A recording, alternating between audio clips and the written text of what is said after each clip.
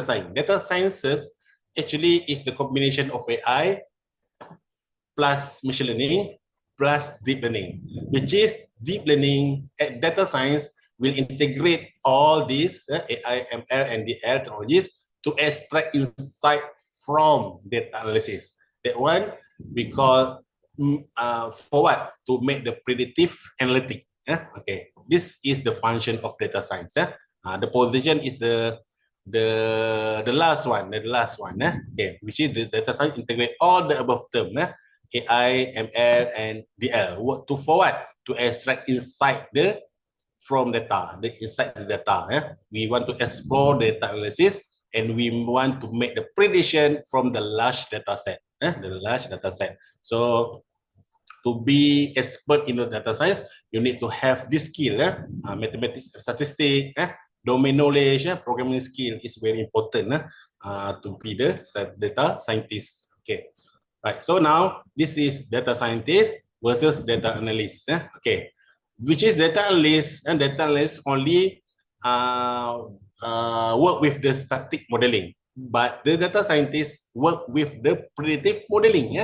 But to be data analyst, you need only to have the basic programming skill. But for data scientist, you need to have advanced programming skill, because we want to make the future prediction. Right. So this is the example of the data science technologies. We want to create the dashboard. In one dashboard, we can get the analysis, the analytic. It's not analysis.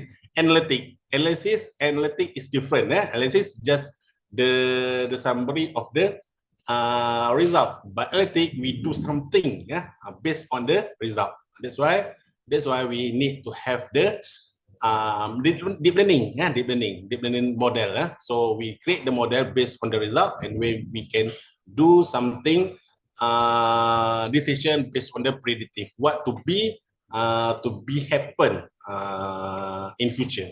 Okay. So also the congestion analytic. Okay, we can use data science technologies, and also example of data science technology, visual elevation analytic here, right?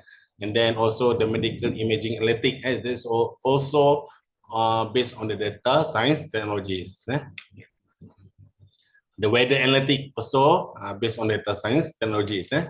Right. So the example of data science technology is sentiment analysis. If you see here, the trend of the student, PhD student and master student, their research is on sentiment analysis. So we get the feedback from the media social. Then from the feedback, we can do the process of analytics, so we can, the company or the organization know what is this perception of the customer or the user about the company, about the organization. The one if we call sentiment analysis. Right. Last but not least is the Internet of Things. The Internet of Things, which is many definition is of IoT or Internet of Things. So this is the basic thing of the IoT. They are based on the term of anything, anyone, any service, any path, any place, any time. So that one is IoT. Okay. Which is enable to transfer the data over the network without having human interaction. So it's automatically done with the internet. So the devices and tool or the thing that connected through internet will make technology very smart. So that one is a IoT. Right. So the major component of IoT you can see here, they are the thing or the device, the gateway, the cloud, the analytic, the user interface. Right. So where is the position of AI, machine learning, deep learning, DS, and data science? You see here, everything is about data. Okay, the thing connected to the gateway, we transfer the data. The gateway transfer the data to cloud. Cloud transfer data to the analytic. Analytic transfer data to user interface. So this one is the position of AI, machine learning, deep learning, and data science in the IoT. So, for example, a graphical user interface, dashboard. So the IoT device can be managed through a GU interface.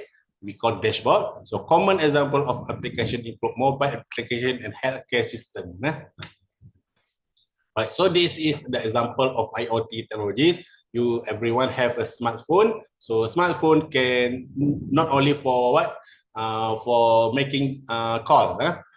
We can also use smartphone to identify the location, the social media integration, the brand promotion, and then also can increase the flexibility. This is the example of the IoT technologies. Second example is healthcare, IoT for healthcare. So we have the app to monitor your healthy. So enable clinician to monitor the patient and give more informed therapy more precisely through app. Right. So as a summary, we can say that computer science is a part of advanced technology that is based on the 5 trending technologies include AI, ML, DL, DS, and IoT. And AI is an approach. AI is an approach to make a computer to think how smart human think for advanced technology. Machine learning is a concept of advanced technology that allows scientists to use various computer algorithms. Machine learning, deep learning, similar to machine learning, but the algorithm is more complex because it involves the massive data, and the data science actually the integration of AI, ML, and DL for predictive analytics.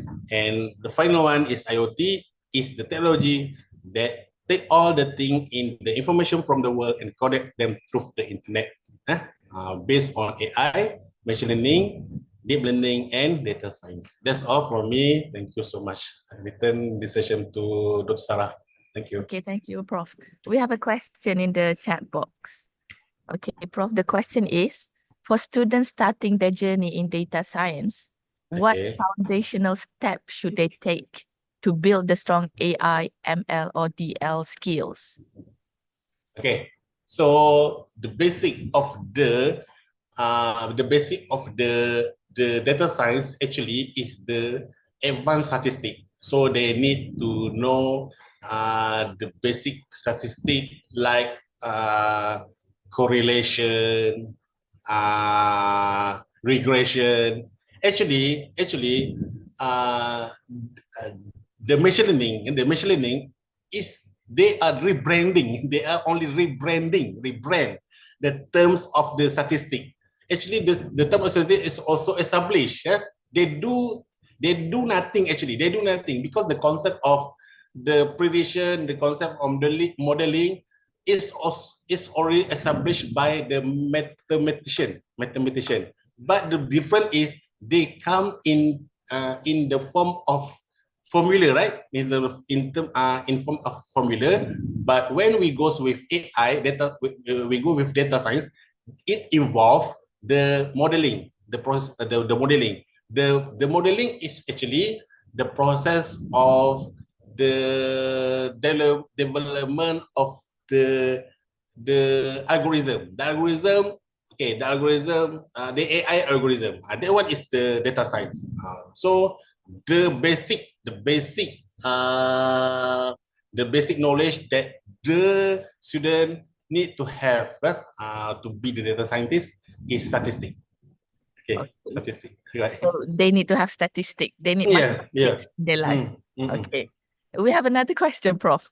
How are industries in Malaysia or globally adopting AI, ML, and DL to drive real-world innovation in business or society? Oh, how AI can help. Okay, if you see the trend now, okay, every student, the most popular programs in the university is computer science, right? Computer science and AI, because technologies will never ended, because every company, every organization, they need the we are not calling last time we call the programmer, we call the system analyst, right? But now the trend is changed, changed already.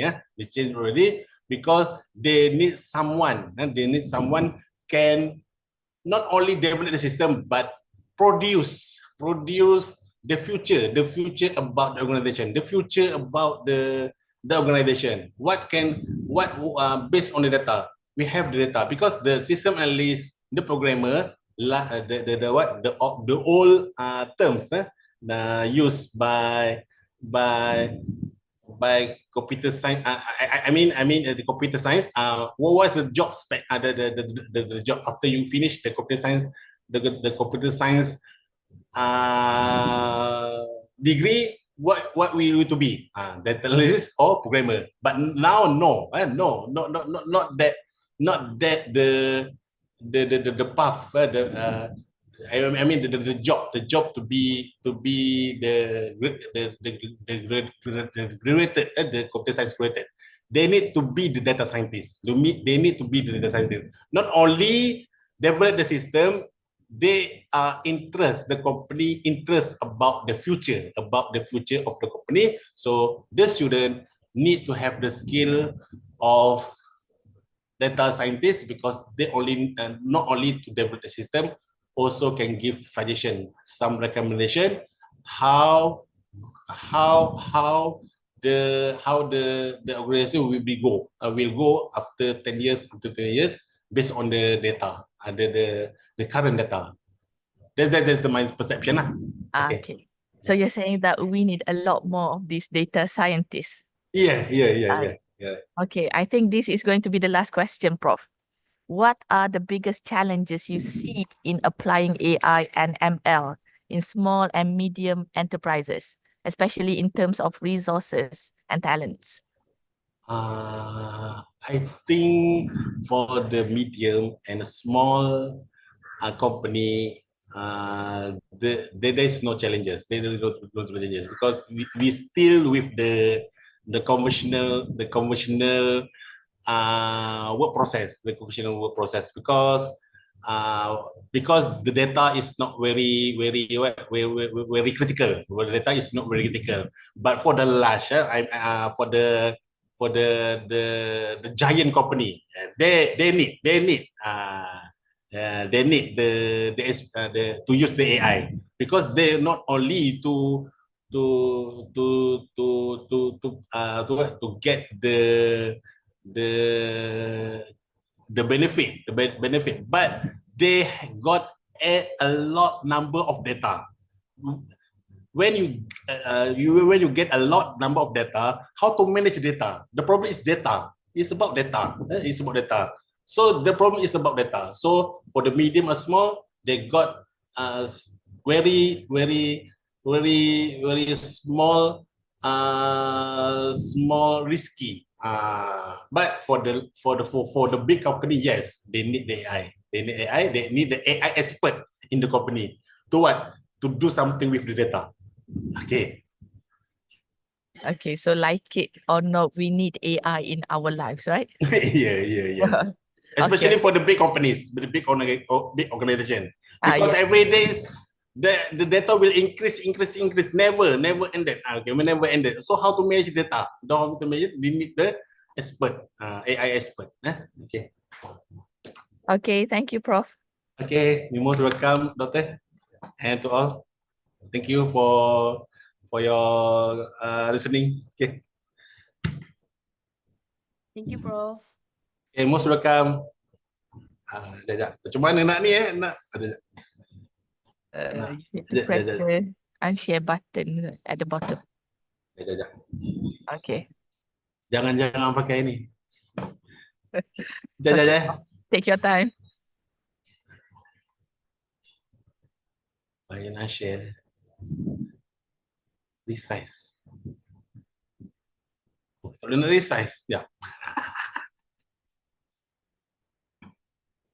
At the bottom, there's the share button. Cuba Prof tekan and unshare kot. Aja. Okay. No, agak dah jumpa dah. Jap. Kemudian pula. Participant, share. Klik. Tak ada keluar weh. Tak ada. Saya leave je lah ya. Okay, boleh. Boleh. Okay.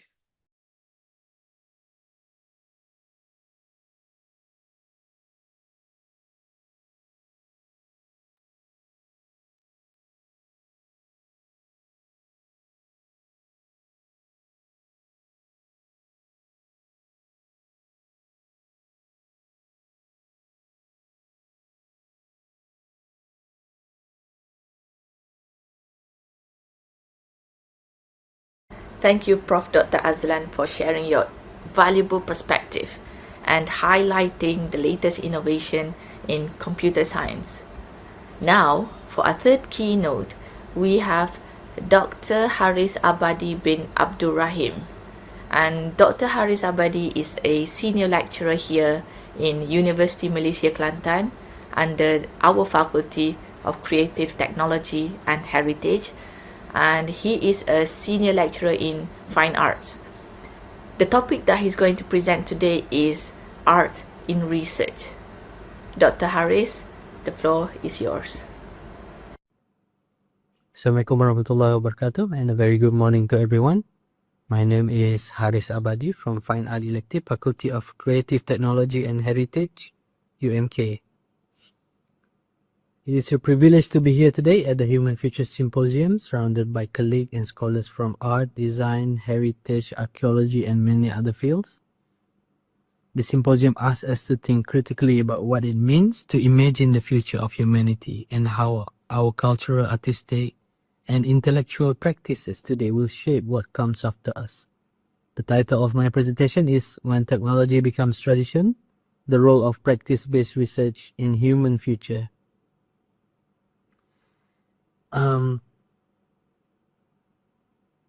When I speak of when technology becomes tradition, I mean two things. First, that technologies which once felt new eventually become absorbed into our life as tradition. Like the book, the camera, or even the internet. They no longer feel like tools. They become part of our cultural fabric. Second, that tradition itself increasingly depends on technology to survive. Rituals are archived, stories are recorded, and heritage is reanimated. Technology becomes the vessel of memory. But here is the challenge. When technology becomes tradition, do we carry forward only the form, or do we carry forward the experience? This presentation is offered not as a technical report, but a philosophical reflection in the context of art and culture, a way of thinking about how practice-based research can guide us in navigating human futures. Okay, if we can see into slide 1. Okay. When we ask what is carried forward when technology becomes tradition, we are raising a fundamental question about transmission of knowledge itself. This was already articulated in writing of the late Ismail Zain, who insisted on the importance of what he called pengalaman dasar suci, the primary sacred experience. For Zain, tradition was never just a catalogue of the past, nor was technology to be embraced as novelty for its own sake. Instead, both had to be mastered together because tradition offered an experiential foundation that technology alone could not supply. In opening this keynote, I want to set out this provocation. When technology becomes tradition, do we risk carrying forward only empty forms? Or can we find ways to transmit the lived, embodied experience, the knowledge that is practiced, not just remembered? This is the ground on which my reflection today will stand. Ismail Zain wrote in the 1980s that the future requires mastery of both tradition and technology. This statement, though deceptively simple, resists two powerful temptations. On one hand, there is the nostalgia that treats tradition as an untouched archive.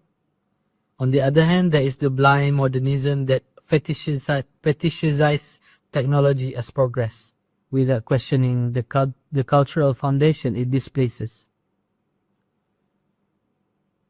Placed into this context of AI and accelerated innovation, Zain's claim feels even more urgent. The question is not whether tradition or technology should dominate, but whether we can cultivate a practice where both are integrated, where tradition is the grounding of our futures and technology become the means by which those futures are tested and extended. In this slide also, I would like to suggest that practice is not secondary. It is how memory becomes alive, embodied, and continuous. And human futures depends not only on what we record, but what we reenact. Memory attaches itself to sight, gestures, images, and objects, said Pianora. Jen and Elida Esman remind us that cultural memory is always selective, reconstructive, and oriented towards the present. This is a crucial insight. Memory is not about static preservation. It is not a perfect archive of what once was. Instead, memory is an active cultural process. It is remade, reactivated, and reinterpreted in every generation. What this means is that tradition, when viewed through cultural memory, is not simply about transmitting intact form from past to present. It is about the continual reliving of experiences that give meaning to those forms. A ritual, for example, may outwardly repeat the same gestures, but each performance resituates it in the present, giving it new significance. This perspective matters for us today. If we treat tradition as static, we risk reducing it to a museum object. But if we understand it as selective and reconstructive memory, then tradition becomes a living practice carried forward by those who enact it. And here is the connection to technology. If memory is selective and dynamic, then the challenge is not whether technology can store information, because it certainly can, but whether it can carry forward the experiential dimension of memory. Technology as intimacy. When Sherry Turkle first wrote that technology is the architect of our intimacies, she was observing the rise of personal computers, online communities, and even robotic toys. At that time, the idea that machines could shape our emotional lives was startling. But her points remain powerful. Intimacy is not just private, it is structured by the tools we use. Even in the 90s, she saw children forming attachment to digital pets, people building emotional ties through screens, and the first sign of technology mediating how we relate to each other. The critical question for us is this: if technology is already shaping our most personal spaces, what happens when it begins to shape cultural intimacy, our rituals, our traditions, our collective memories? Turkle's warning from a limited, earlier digital world still resonates.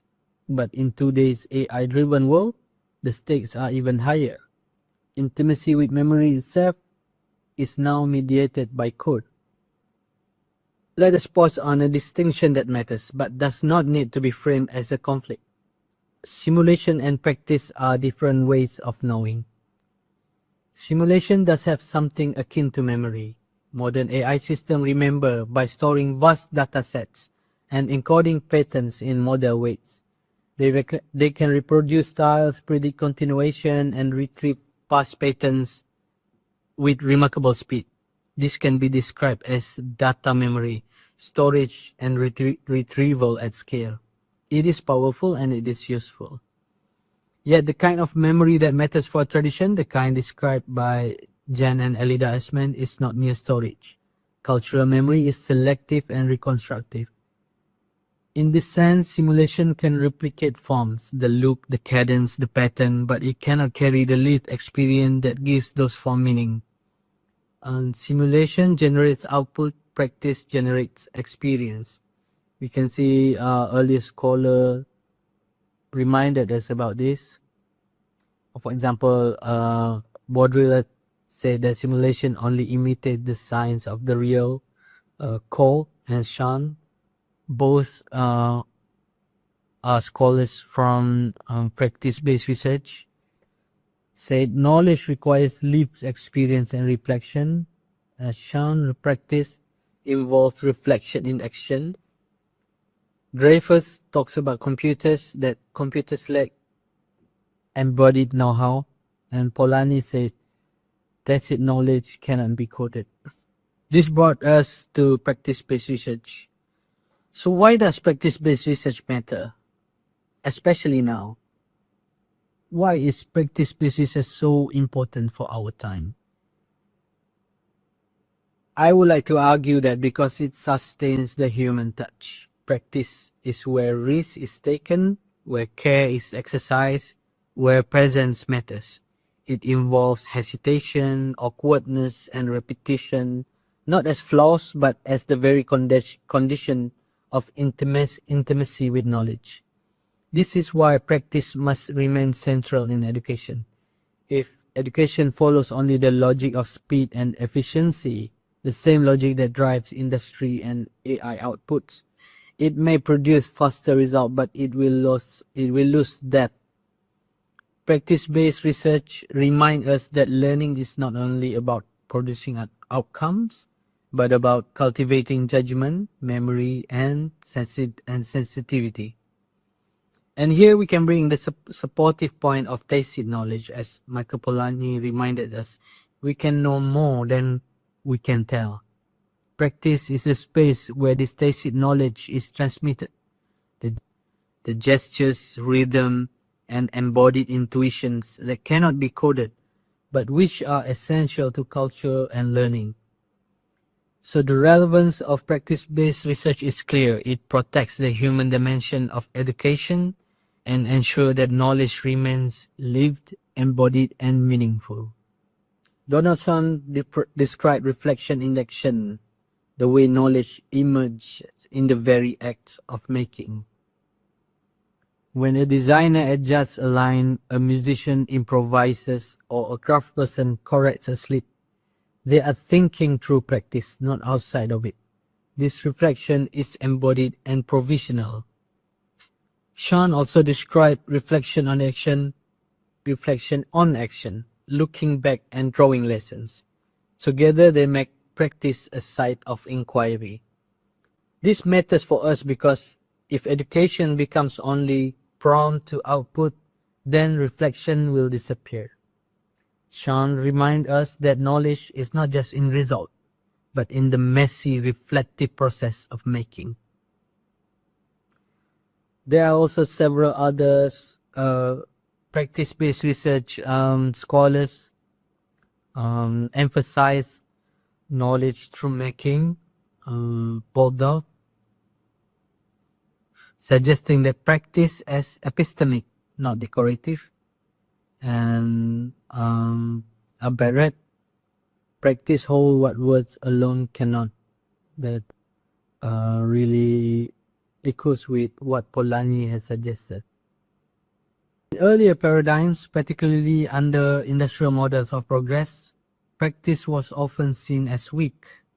Slowness was judged as inefficient, repetition was viewed as unproductive, locality was seen as narrow or provincial, error was treated as failure, embodiment was seen as secondary to abstract knowledge. But in the context of the AI era, these supposed weaknesses reveal themselves as strengths. For example, slowness cultivates depth, reflection, and care, qualities that absent in instant output. Repetition is not redundancy, but the vessel of memory and tradition. Locality provides rootedness and cultural richness in a world of global sameness. Error introduces uniqueness, the trace of the human hand that cannot be standardized. And embodiment preserves tacit knowledge, the kind that Polanyi reminds us we can know but cannot always tell. This reversal shows why practice is indispensable. It does not compete with simulation or speed or volume. Instead, it brings precisely what simulation cannot, which are presence, intimacy, cultural continuity, and meaning. So what was once overlooked or dismissed as inefficiency must now be understood as a resource for the future. To conclude the argument, here is a framework for thinking about human futures. On one side, it is tradition, the source of continuity, cultural memory, and rootedness. Tradition is not about archiving the past, but about transmitting experience across generations over time. On the other side, on the right side, is technology, the source of speed, scale, and new possibility. Technology extends what we can do, but without guidance, it risks producing output without depth. So the mediator between them is practice. Practice transforms memory into innovation. It turns tool into meaning. It is the place where embodied gestures, tacit knowledge, and reflective processes ensure that neither tradition nor technology stands alone. This framework does not set tradition against technology. It refuses nostalgia and rejects blind acceleration. Instead, it insists that only through practice can they coexist productively. So if we speak of human futures, they will not be secured by tradition alone, nor by technology alone.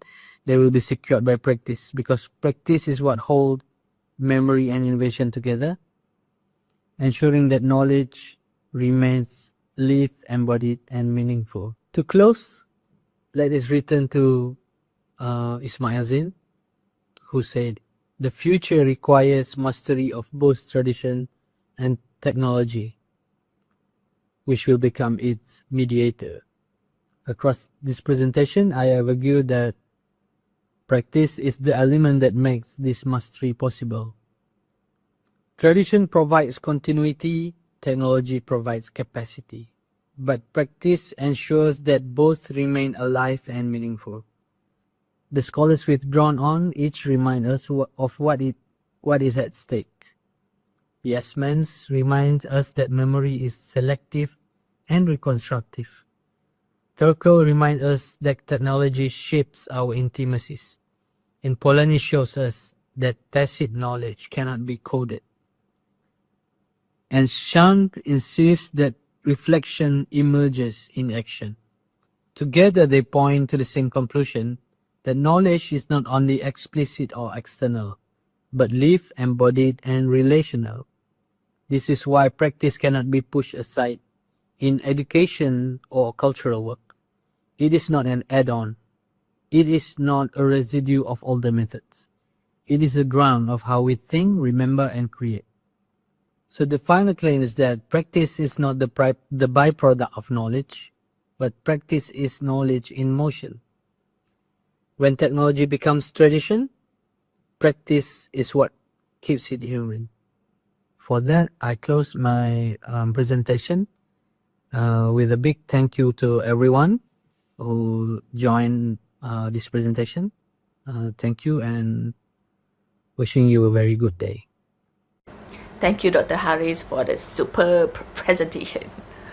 Ladies and gentlemen, we will now proceed with our conference session.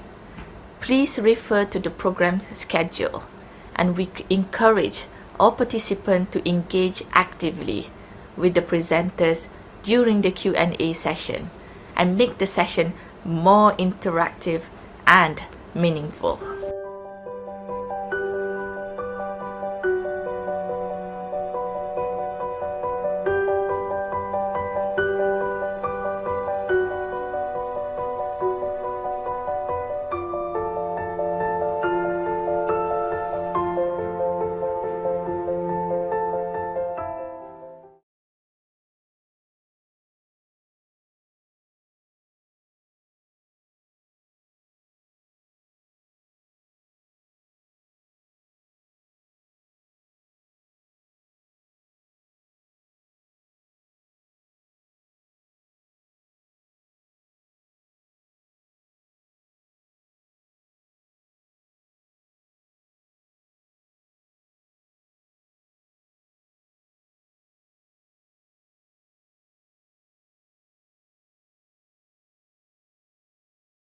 And meaningful.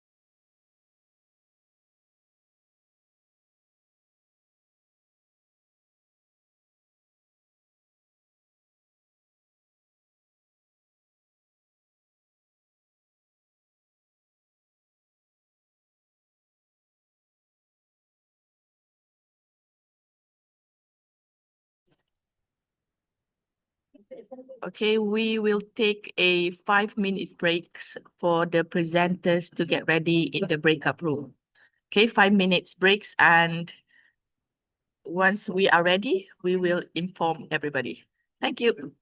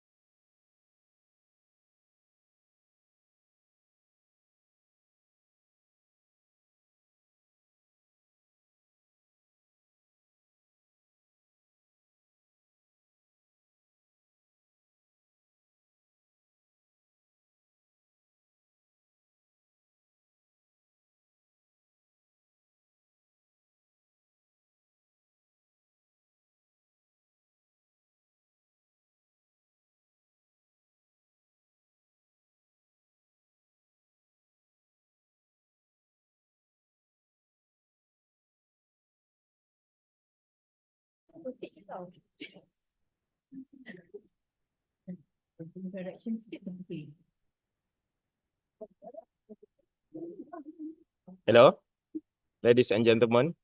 Can you hear me?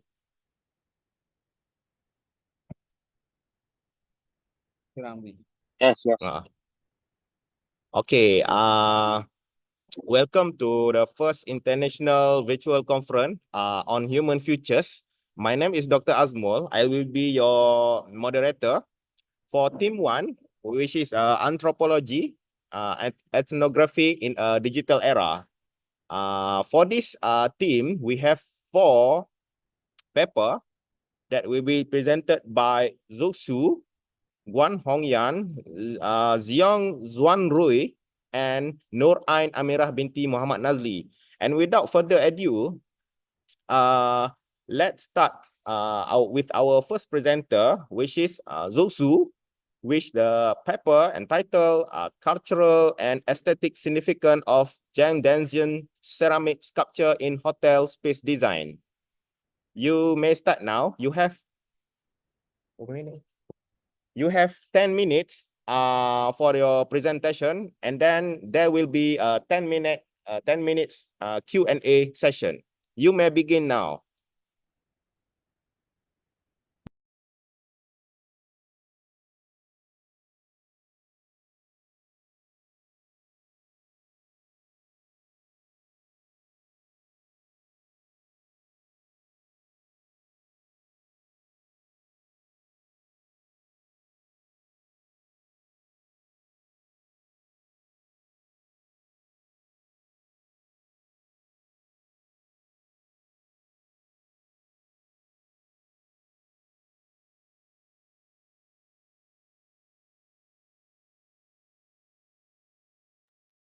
Okay, please wait a second while we play the video first.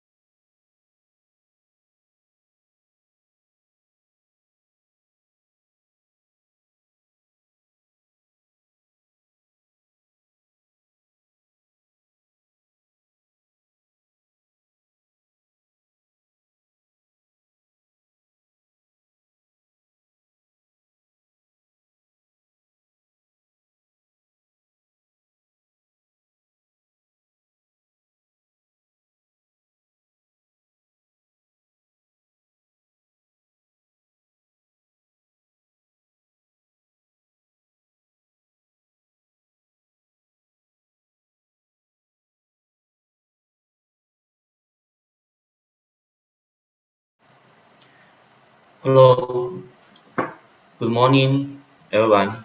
It is my pleasure to present my research entitled Assessing the Role of Gender Sculpture in Hotel Interior Design, Aesthetic Value, Spatial Integration, and Guest Experience. This study was conducted under the guidance of Dr. Hanna and Dr. Azam, and I'm honored to be shared today at the ICOHF Human Futures 2025.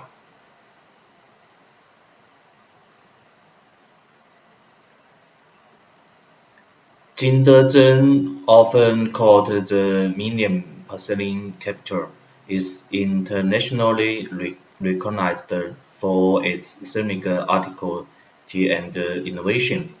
Its heritage is not only a historical treasure but also a living symbol of cultural identity. In hotel design, the integration of Jindazen ceramic sculpture serves as a unique bridge between history and modernity. It adds cultural depends, changes aesthetic value and enrich the overall atmosphere. However, most existing research mainly focus on technical and historical aspects of ceramics. What remains underexplored is how ceramic sculpture can be applied in spatial design and how they shape the guest experience. This gap is what my study aims to address.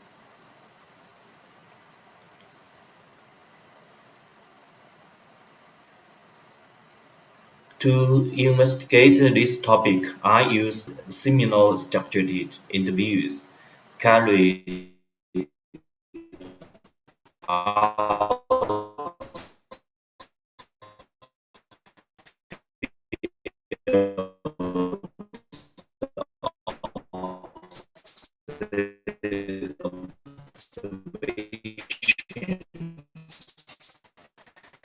and concomitant visual evidence. On the cognitive side, I dispute servers designed to measure guest satisfaction and the perception of control value. The sample include hotels that already incorporated ceramic sculptures, as well as designers, architects, and hotel managers. To guide the analysis, I frameworks allowed me to connect the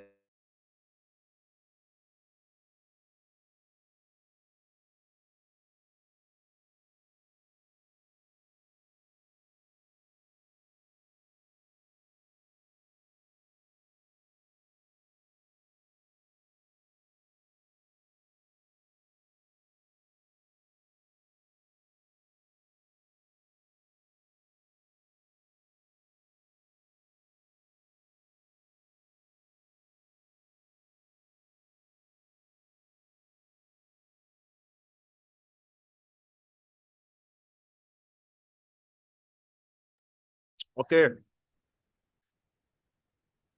Okay, thank you for the presentation.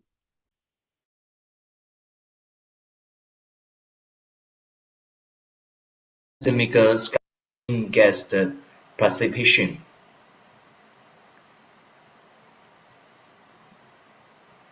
From this research, several contributors can be drawn.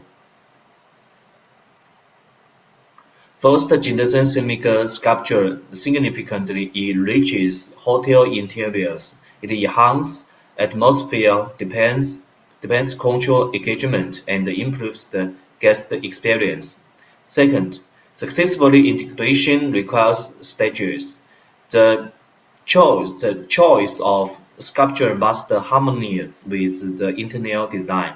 Lighting and spatial placement play an essential role in ensure that the sculpture become part of the overall narrative rather than isolated artifacts. Finally, there is still room for further exploration. More cross-cultural students and empirical validation are needed to understand how ceramic sculptures influence guests of different cultural backgrounds. In short, these sculptures are not simple decorative, they are cultural storytellers embodied in the building environment. This is my reference, and thank you. This bring me to the end. Okay, thank you for the presentation. Is there any question from the floor? Okay, there's no question. Now we move to the second presenter. The second presenter is Guan Hongyan,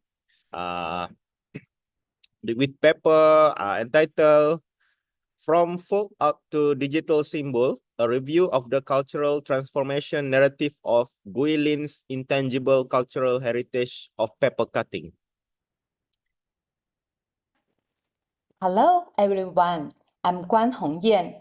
Today I will talk about how Guilin paper cutting changed from a traditional craft into a digital symbol online. Guilin paper cutting is a traditional art from my hometown. It's an intangible cultural heritage. But now, fewer people are learning it, so it's being forgotten. However, the internet and the new policies are helping to bring it back to life. My research tries to answer three main questions. First, how did this change happen? Second, how did policies, schools, and the market help? The last, how can it innovate while keeping its traditional rules? I read many research papers and found that most studies talk about four things: cultural identity, online communications, policy support, and commercialization. I used a simple framework. The meaning of paper cutting has changed in the digital age. Young people and older generations see it very differently. My research methods were simple. I systematically read and summarize 15 important papers from the last 20 years. I found that the history of Guilin paper cutting has 4 stages. Past, used in daily life and festivals.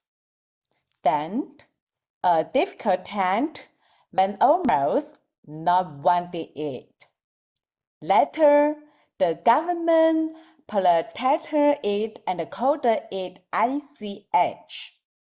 Now, it came online and became digital.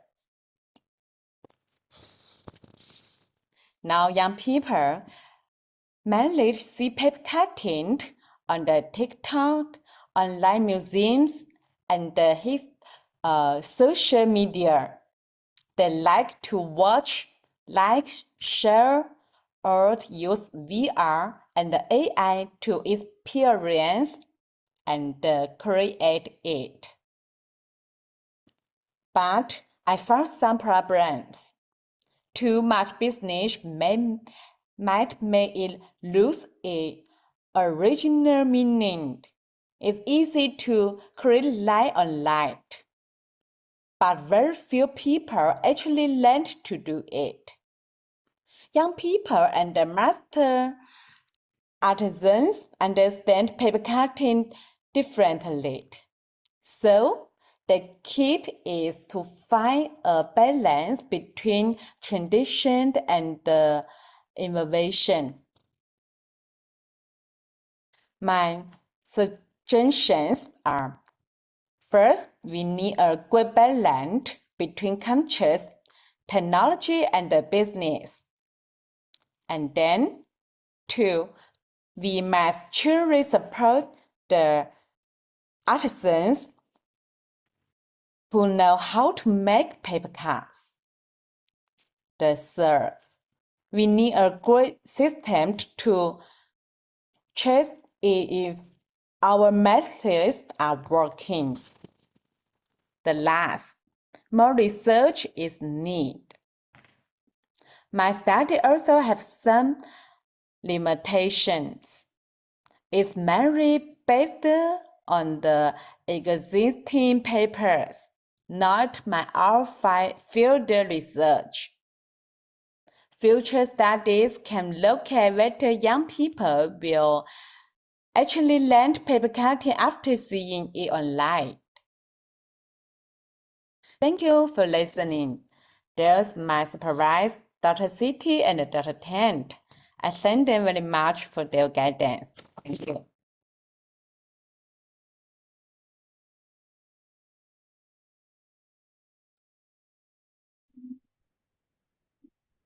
Okay, thank you to Guan Hongyan. We have one question from the floor. The question is, what is the main novelty of this research paper? Can you highlight the main novelty of the paper? Thank you.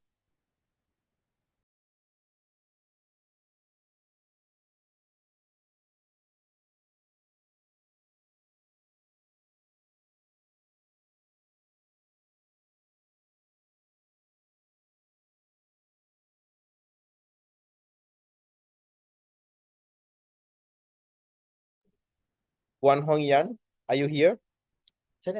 We have one question. You can see on the chat. I've written it. Okay, thank you. Thank you, your question. Maybe could you give me some one moment? I want to think. Okay. Thank you so much.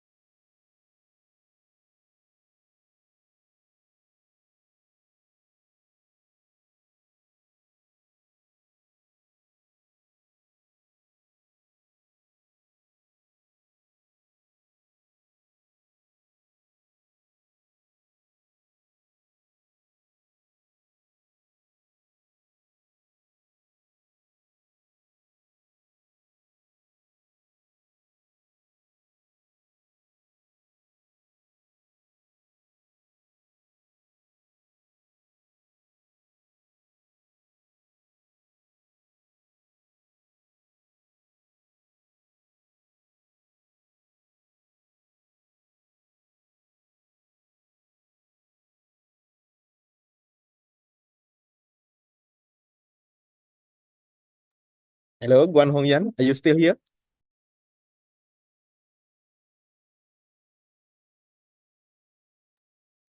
Yes, I'm here. Dear doctor, I will answer your question. I think my paper introduction and interdisciplines are from intelligence culture identity. The identity and then visual culture and the ICH subtending to the analyze grilling paper cutting transformations. And the key information include in the data front, the digital increment paradox and where traditional motive granularness in the field of purpose is not linear. For per evolution modern, in foreign never pretend on the heritage ICH, regulations, digital and market pressures. Maybe that's all is my question. Is my answer. Okay, thank you for your answer. Thank Do we you. have any more question here?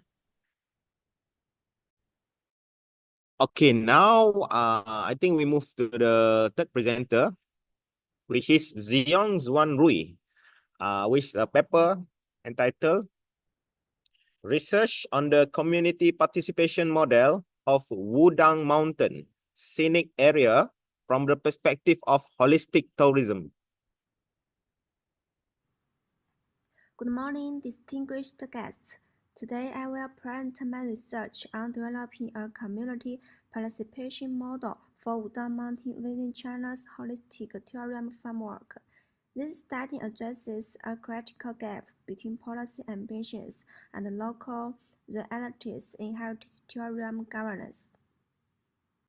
My investigation began by identifying a fundamental disconnect in China's tourism policy via the 2016 National Tourism Work Conference promoted all-for-one tourism, emphasizing community benefits. My systematic review of 312 Chinese language studies reviewed only 8%. Quantitatively examined community participation. None proposed replicable governance models. This absence of evidence-based frameworks motivated my field study at Wudang Mountain, a UNESCO World Heritage Site located in Hubei Province, China, experiencing rapid tourism growth while facing increasing community tensions. This research pursues three specific objectives. First, to diagnose current participation barriers through empirical data collection across 8 administrative villages. Second, to construct a multi-stakeholder governance model adhering fairness, legality, and institutionalization principles. Third, to test whether this model significantly improves benefit distribution, participation intensity, and conservation outcomes. The study period spans 2017 to 2022, covering baseline assessment, intervention, implementation, and post-evaluation phases. Based on stakeholder theory and heritage governance literature, I developed the partnership of 5 model. This framework positions government as lawmaker, tourist association as cultural mediator, enterprises as resource amplifiers, tourists as experience co-producers, and village collectives plus residents as creative owners. The model hypothesizes that mediating factors of procedural fairness, legal codification, and transparent metrics will significantly improve economic benefits, participation, diversity, and conservation outcomes.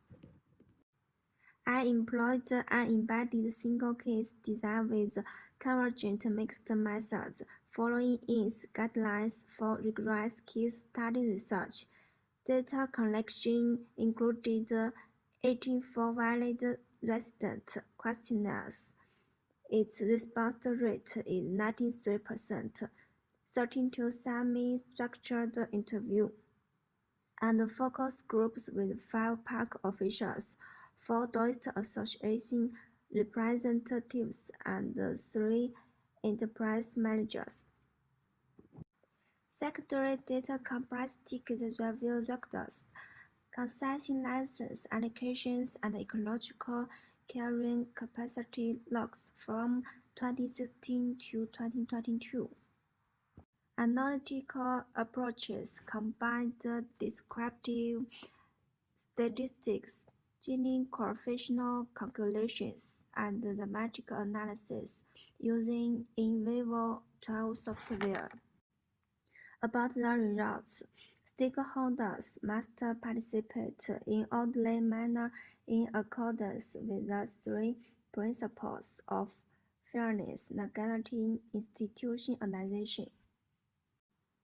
Firstly, the principle of fairness should ensure that the most vulnerable villagers have equal participation opportunities and independent supervising rights.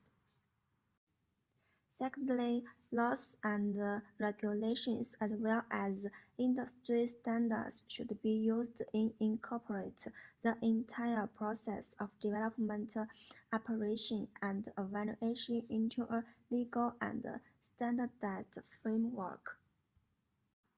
The partnership of five model successfully addresses holistic theorem's implementation gap by institutionalization, community participation through affiliates, legality, and measurable indicators. Results confirm significant improvements in economic inclusion, participation quality, and conservation outcomes without compromising visitor experience. This provides empirical evidence that heritage sites can achieve sustainable tourism through governance, innovation rather than growth restriction.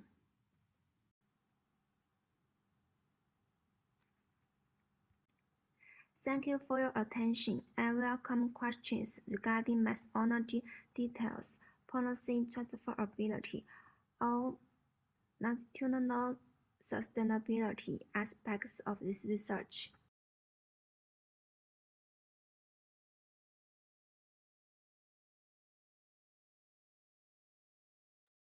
Okay, we move to our next presenter, which is Nur Ain Amirah binti Muhammad Nazli, with paper entitled Digital Transformation and Cultural Resilience in Kelantan's Traditional Markets. Assalamualaikum and good morning everyone. My name is Nur Ain Amirah binti Muhammad Nazli and I am representing University Malaysia Kelantan.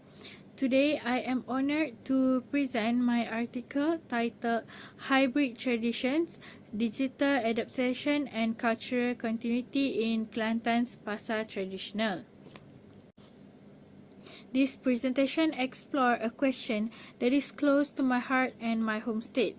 In a world of cashless payments and online shopping, how are traditional market traders in Kelantan adapting to the digital age while holding on the value, relationship and rhythms of Pasar Traditional? Traditional markets has always been more than places to buy and sell. They are living cultural spaces where people meet neighbors, exchange news, and maintain community ties. The smell of fresh produce, the bargaining between vendors and customers, and the multi-generation stall create a unique social fabric that supermarkets and online platforms cannot replicate. Yet, in this digital era, we are surrounded by e-commerce giants, instant delivery services, and cashless payments. The narrative often assumes that technology will replace tradition, that people will abandon the market for Shopee or TikTok shops. But when we walk through markets like Pasar Siti Khadijah in Kota Baru, we still see bustling activity. We see elderly traders greeting loyal customers and young vendors live streaming their products at the same time.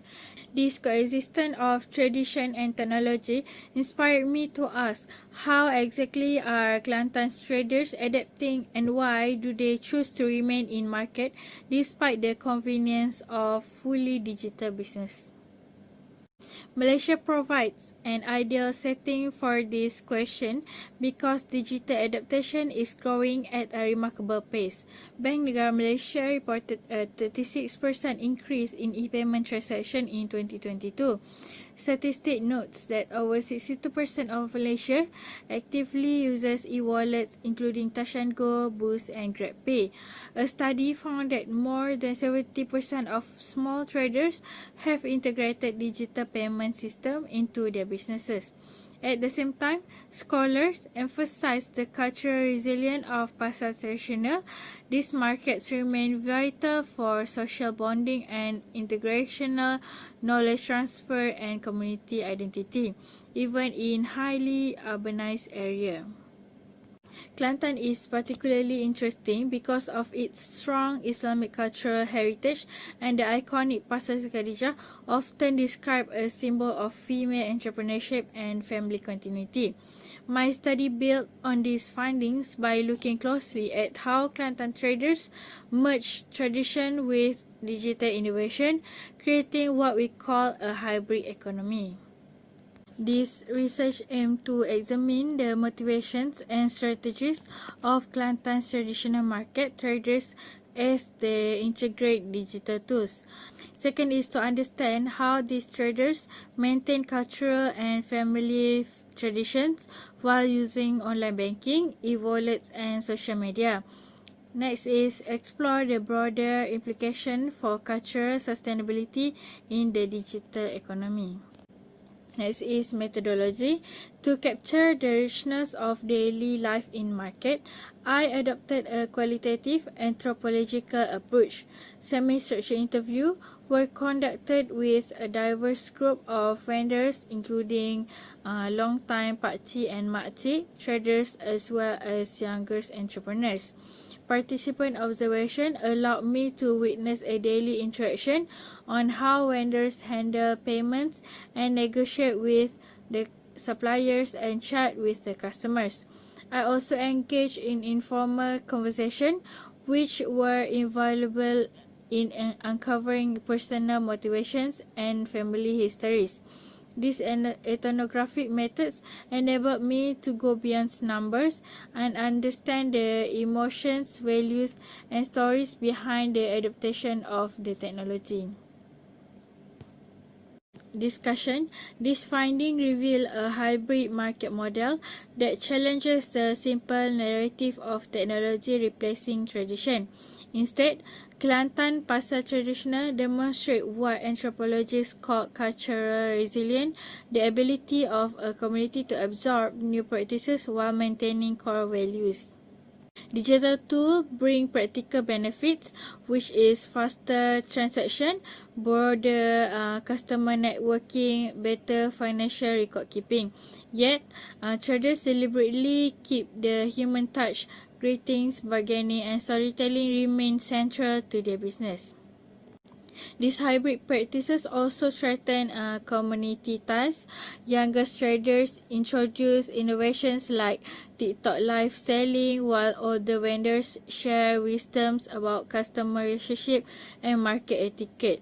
The market thus become a site for mutual teaching and learning, bridging generations and preventing culture erosion.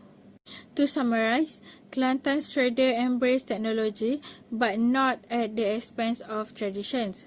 They illustrate a future where innovations and heritage coexist. The pasar traditional remain a vital space of identity, family, and community, even in a world of dominated by apps and algorithm. Thank you so much for your attention. I welcome any question or comments that might further enrich this conversation on how tradition and modernity thrive together in Malaysia's market. Conclusion and implication. In conclusion, the case of Kelantan's Pasar Traditional shows that digitalization does not inevitably lead to cultural loss. Instead, technology is being used to preserve and even revitalize the traditional market. Policy implications include offering digital training programs tailored to small traders, especially older vendors, improving internet infrastructure in market area to support cashless payments, designing youth engagement initiative to encourage younger generations to continue family businesses. Beyond Kelantan, these insights are relevant for other regions seeking to balance economic modernization with cultural heritage.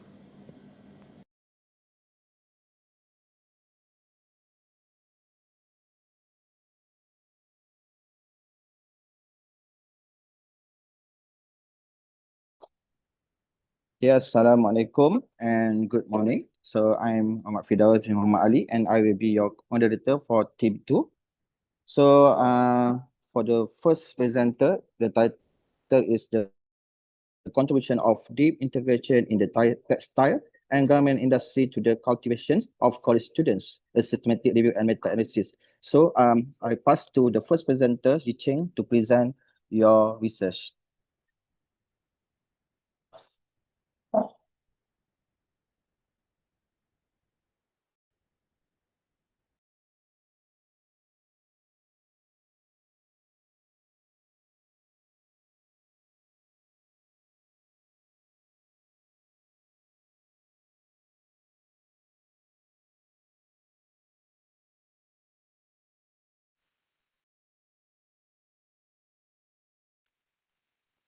Good morning, everyone.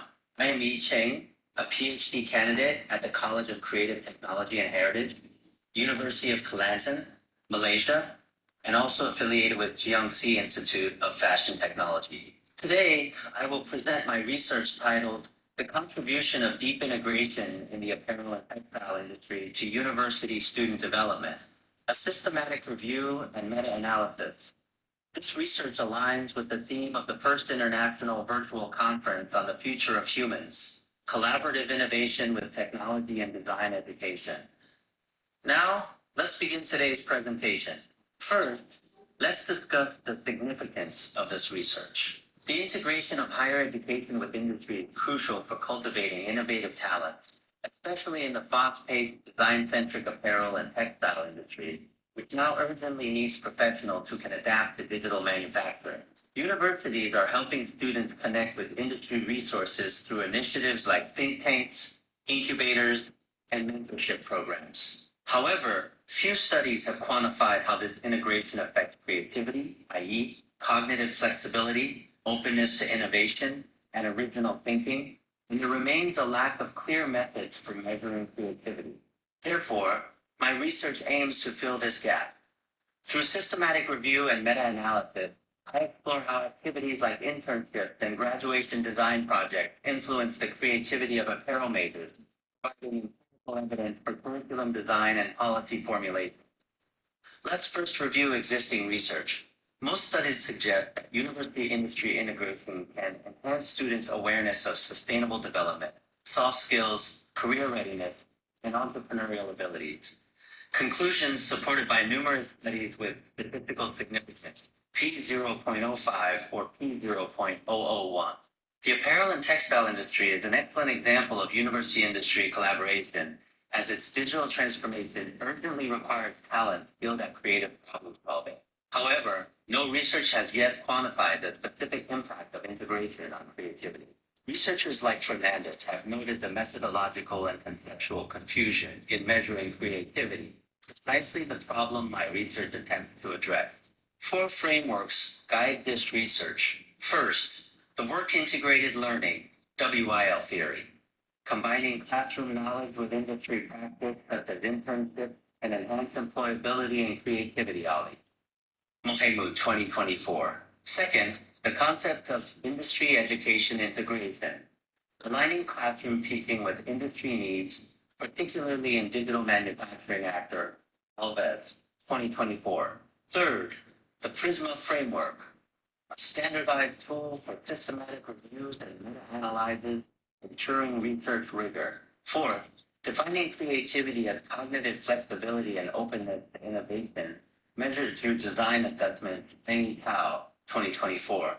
These frameworks keep the research focused on its core objectives and methodologically rigorous.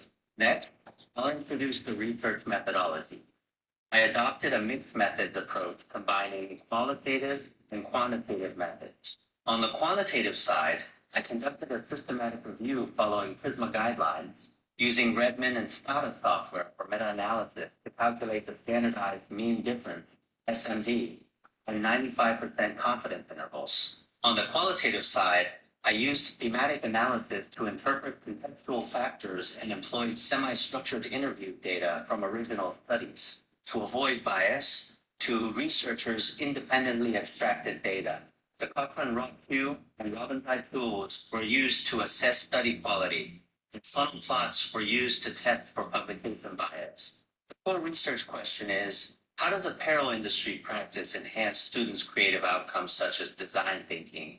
Now, let's outline the study selection process following Prisma. The inclusion criteria were English language, peer-reviewed empirical studies published between 2000 to 2024 that focused on undergraduate apparel majors. Search across 5 databases, PubMed, ScienceDirect, ERIC, Web of Science. Scopus initially yielded 7,348 records. After removing duplicates, 2,092 records remained. Title and abstract screening eliminated 1,687 records, and full text review of the remaining 405 excluded another 132, for example, no creativity measures, case reports, resulting in 22 studies that met the criteria, 12 of which contained the statistical data needed for meta-analysis. These studies cover countries such as the United States, China, Nigeria, and India. Additionally, I recruited 108 undergraduate students from universities to participate in my research survey. Core research findings. This study analyzed 4 key competencies. 1. Awareness of sustainable development. 7 studies showed an overall positive effect. Z equals 26.91, P 0.00001. Risk ratio equals 1.40. But with differences, Cariti's 2017 study reported a risk ratio of 1.70, while Zhanghua Fia's 2020 study showed a risk ratio of minus 1.80 less effective than the control group, which significantly influenced overall results due to its large sample size, 2,000 students. 2. Soft Skills 7 study showed a significant positive effect. Z equals 12.67, P 0.00001. With Zenrong's 2023 study particularly notable, reporting a risk ratio of 2.30, implying a 130% increase in soft skills. 3. Career development, 6 studies, showed a significant positive effect. Z equals 34.00, P 0.00001, with only 1 study reporting a negative effect risk ratio equals minus 1.20. 4. Entrepreneurial abilities, all studies showed positive effects. Z equals 18.15, P 0.00001, with risk ratios between 1.402 2.10. Regarding heterogeneity, awareness of sustainable development 100%, and career development 98% showed high heterogeneity, while soft skills 77% and entrepreneurial abilities 55% showed moderate heterogeneity. This variation stems from differences in project design, implementation quality, and student backgrounds. Study limitations include slight publication bias, inclusion of only English language studies, and lack of a pre-registered research protocol, but sensitivity tests indicate the results are stable. What do these results mean? 1. Industry integration is truly effective. They positively impact all 4 competencies, building a bridge between classroom learning and practical application, thereby enhancing creativity. 2. Project design is crucial. Structured long-term projects such as 6-month internships are superior to short-term, fragmented ones, and projects should align with both curriculum and industry needs. 3. Despite limitations, the core conclusions remain valid. In summary, university-industry integration is a reliable strategy for cultivating innovative professional talents in apparel majors. Standardized project implementation is needed to enhance effectiveness. Based on the findings, I propose for recommendations. 1. Standardized integration models, clarifying duration, curriculum alignment methods, and roles for all parties to reduce heterogeneity. 2. Conduct long-term tracking studies over 3 to 5 years to observe the impact of integration on graduate career development, such as promotion, speed, and job satisfaction. 3. Develop a unified creativity measurement tool recognized by the apparel industry. 4. Expand the research scope, including non-English studies and grade literature, and adding research subjects such as vocational college students and students from Southeast Asia Africa to improve comprehensiveness. These measures will enhance the effectiveness of integration projects. Finally, I would like to express my gratitude. Thank you to the first International Virtual Conference on the Future of Humans for giving me the opportunity to share this research. Thank you to my partners at the University of Kelantan, Malaysia, and DNC Institute of Fashion Technology. And thank you to all the authors of the included studies. Without your foundational work, this research would not have been possible. Thank you again.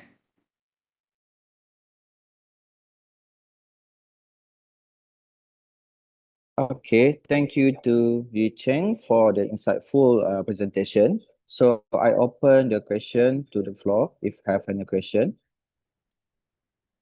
So if don't have any question, I have one question to Yu Cheng. So based on your systematic review, what specific skill or competency do college students gain from deep integration with the textile and garment industry? And how can this be sustained in the long term?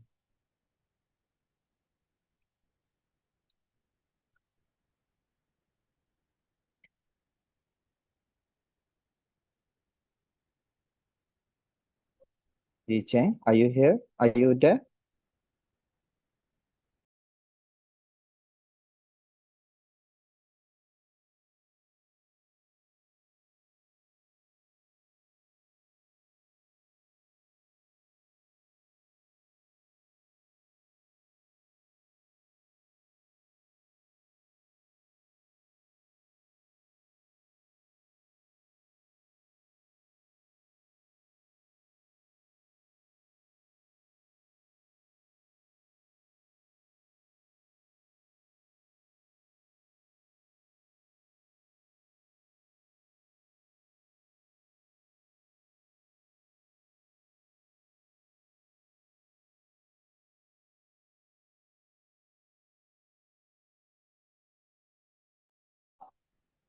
Tak ada.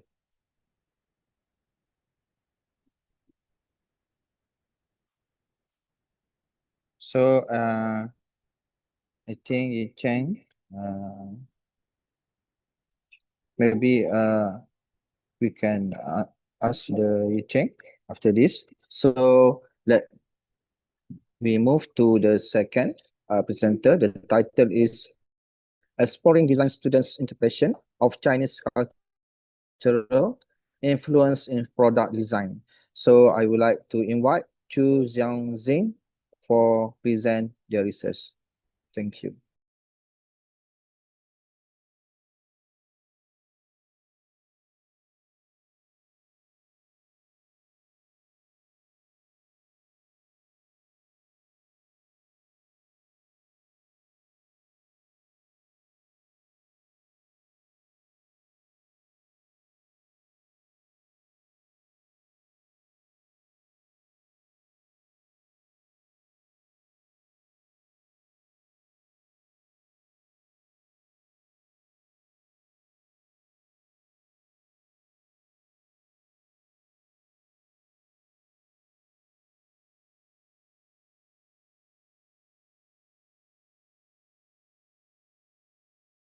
It's an honor to share my research exploring design students' interpretation of Chinese cultural influences in product design at this conference themed Co-Creating with Technology in Design Education. Let's begin. Today I'll cover Introduction, Problem, Literary Review, Framework, Hypothesis, Methodology, Implementation, Results, Analysis, and Conclusion, and Recommendations, taking us through the research systematically. Globalization makes product design a cross-cultural bridge, with universality plus cultural specificity. Friedman, 2005. China's 5,000-year civilization is rich in design inspiration. Zhao, 2024. But there's a research practice gap in authentic cultural integration. Liu et al., 2021. Current education fails to cultivate students' cultural application ability. Zhang, 2020. Key gap. Students replicate superficial cultural symbols instead of deep transformation. Pilot data, 70% face theory practice disconnect, 60% struggle with ambiguous cultural expression. Root cause, lack of targeted education frameworks for cultural sensitivity. Slide 5. Literary review, 3 core insights. 1. Design carries culture emotion. not just form, Norman, 1988. Chinese elements risk rigidity without deep interpretation, Apatare, 1996. 2. Cultural backgrounds shape preferences, e.g., red's different meanings, Hofstede, 2011. Context neglect causes design failure, Cleveland and LaRoche, 2007. 3. Over-reliance on cultural schemas leads to shallow design, Bartlett, 1932. Chow and Chan, 2020. 6. Framework. We built a three-dimensional analytical framework. 1. Cultural schema, cognitive foundation. 2. Semiotic signifier substitution plus signified extension. 3. User experience contextual adaptation. It draws on Bartlett's schema theory, Peirce's semiotics, etc. Slide 7. Hypothesis. 1. Students rely on cultural schemas, but lack cross-cultural adaptation strategies. 2. Targeted teaching, e.g., shape grammar, narrows theory-practice gap. 3. Balancing symbol transformation and context adaptation is key to authentic integration. Slide 8. Methodology, qualitative focused, exploring cognitive processes, semi-structured interviews, design process observations, case studies, and an 8-week studio study. No quantitative methods used. Slide 9. Implementation, 3-phase 8-week study. 1. Weeks 1 to 2, pilot testing and data collection. 2. Weeks 3 to 7, teaching intervention and process tracking. 3. Week 8, outcome evaluation. Slide 10, results 1, cultural perception, 55% favor traditional art, 45% focus on modern symbols, diverse styles, challenges, theory practice disconnect and ambiguous expression are prominent, iterations, 80% did 3 iterations, reflecting adaptive design cognition. Results 2, teaching impact, 100% improved cultural sensitivity, 80% integrated ICH, with modern materials, school-enterprise cooperation, 70% higher market acceptance, 40% learn to adjust cultural strategies by brand. Analysis and conclusion. Key analysis, schema dependence needs support to avoid rigidity, Bartlett, 1932, structured teaching reduces theory-practice gap, Wu, 2018, high iterations confirm design as adaptive optimization, Norman, 1988. Conclusion, balancing schema activation, symbol transformation, and context adaptation works, our framework, and teaching models boost cultural innovation.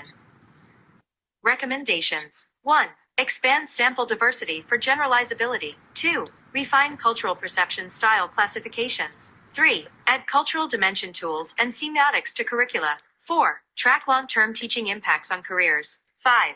Explore AR/VR for cultural preservation in design education.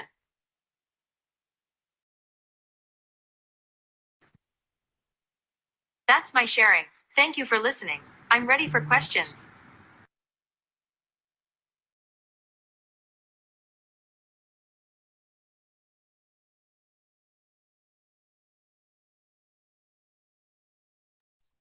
Thank you to Chu Xiaojing for the presentation.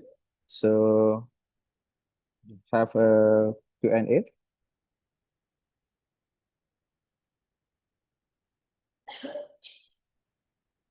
So I have one question. Can you share one example of how Chinese cultural elements are reflected in your product design findings?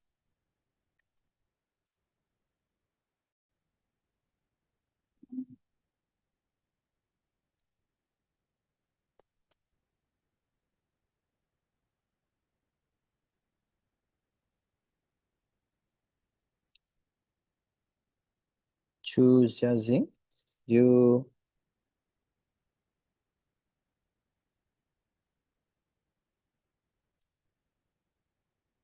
no. Okay. If the Chu Xiaojing, we move to others presenter. So the title for the third presenter is Transformation of Carving Learning, a study on utilization of digital media as source of adaptive learning for the young generation of carvers in Jepara, Bambang Kartono Kurniawan. So I would like to invite the presenter to present. Good morning, all participants. My name Bambang Kartono. It's my honors to present my research in International Conference of Human Future 2025 with my title Transformation of Carving Learning, a study on the utilization of digital media as a source of adaptive learning for the young generation of carvers in Jepara.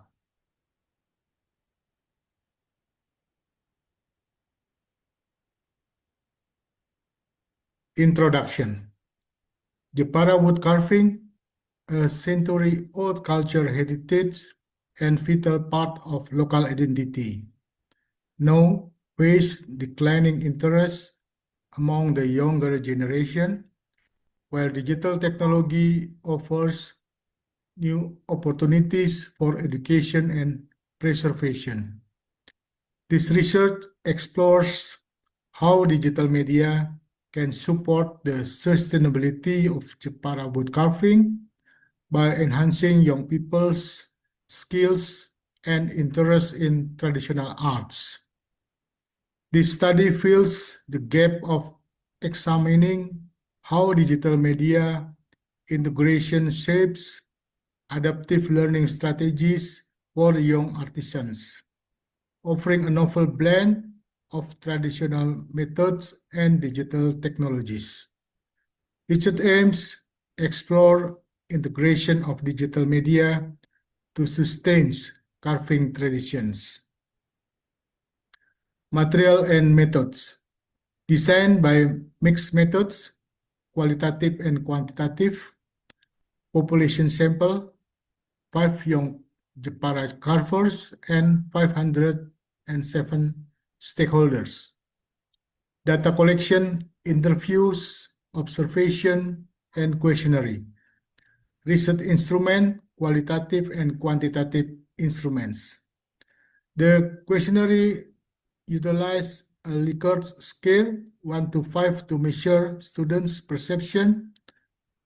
For the qualitative data, an interview guide was designed to explore the perspective and experience of students in using digital media as a learning tool.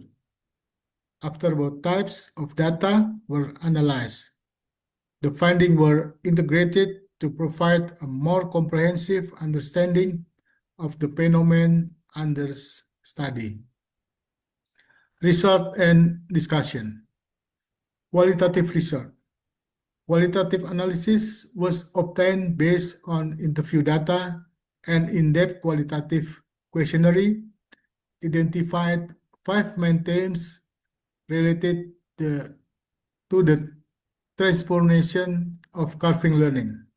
Number 1, digital technology integration, opportunity and challenge in digital media. Number 2, perception of digital technology in carving learning. Number 3, utilization of digital technology in carving learning. Number 4, attitude and readiness for digital-based learning. And then number 5, technology learning in the future. About quantitative finding, qualitative analysis was conducted to measure the perception, response, and relationship among human actors regarding variable influence, the evolution of carved furniture product in Jepara industry. The quantitative finding indicate a significant difference in perception among the 3 professional groups: carvers, furniture entrepreneurs, and the furniture designers. We can look the 3 variables: X1, the evolution of furniture design; X2, the impact of the design trend change; and the X3, industry strategy and adoption.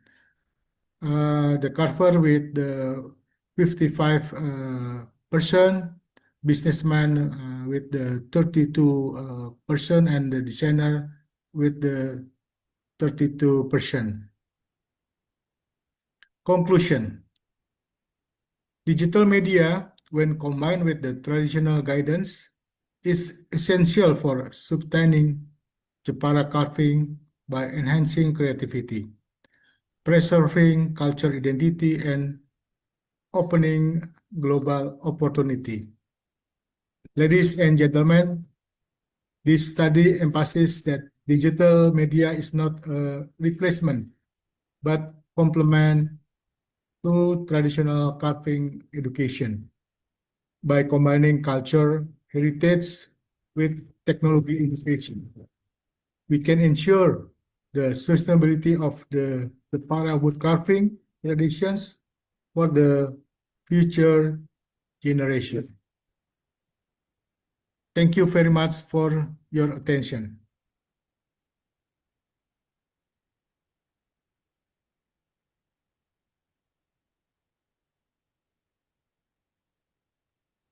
Okay, thank you to Mr. Bambang for the presentation. So Mr. Bambang is here. Yes, sir. Okay. Firdaus. So I have one question. Based on your result, among carvers, businessmen, and designers, which group do you think plays the most influential role in adapting carving traditions to modern industry needs, and why? Yes, I think in this industrial player and the carver community is very essential to collaboration. Okay. Because the people in industry driven by industrial player, sir. Okay. So thank you to Mr. Bambang for the answer. So Thank now you. let us move to the fourth presenter.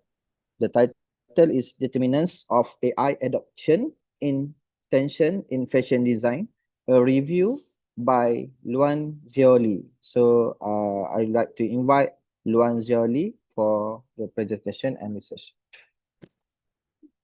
Good morning, everyone.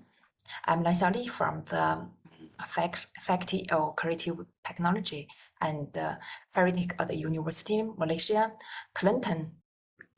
It's a pleasure to present my research.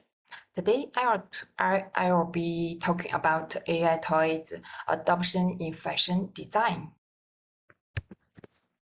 Next, I will present my research from the following aspects. First, regarding the introduction, AI is changing many industries, including fashion, by improving production and boosting creativity. It helps designers generate ideas and explore new styles efficiently.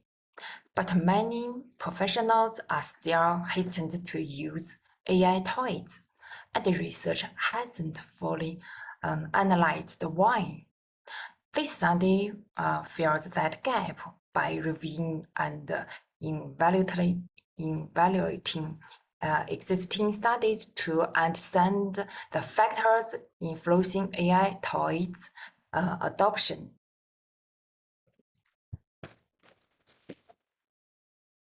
Part 2 concerns research questions. Based on the research objective, this study proposed the following research questions. First, in simple terms, first, which theoretical frameworks are most used to study AI toys adoption in fashion design? Second, what factors influence users' willingness to adopt AI toys? And third, what gap exists in current research, and where should future studies focus? The review used the PRISM protocol, a well-known framework. The next part is about results. The study followed PRISM guidelines, and in the end, 15 people were included for data extraction and analysis, as shown in the figure.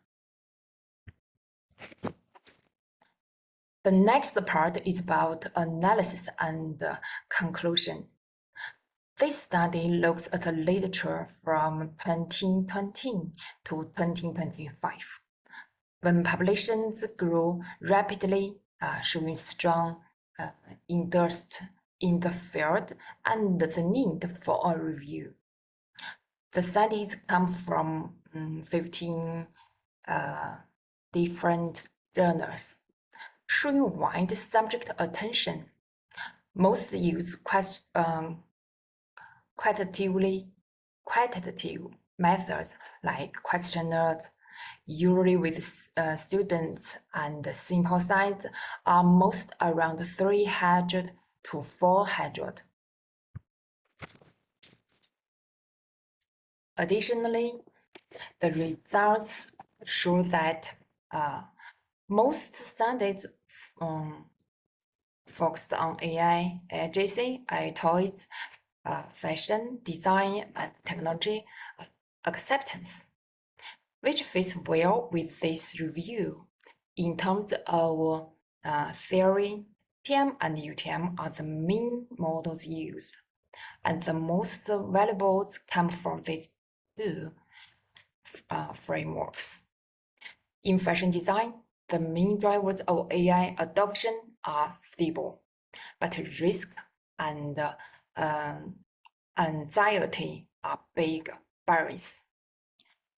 Emotion and experience are becoming increasingly critical, and adoption often works indirectly. So we need models that go beyond traditional models to fit the real context better. This study offers useful insights for fashion design, but it still has some limits. Future research should track change over time, use mixed methods, compare different controls, and move beyond adoption to focus on long-term use. This is all the content of my research. Thank you. Thank you for your attention. Okay, thank you to Luan Zioli. So, have a question from the floor. Luan Zioli, are you there?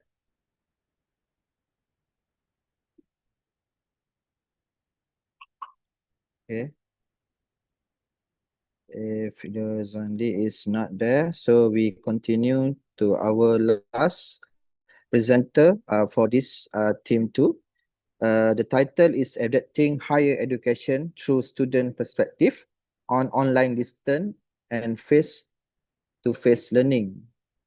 So I would like to invite Azrin Sharina binti Abdul Latif to present their research. Assalamualaikum. Good day, everyone.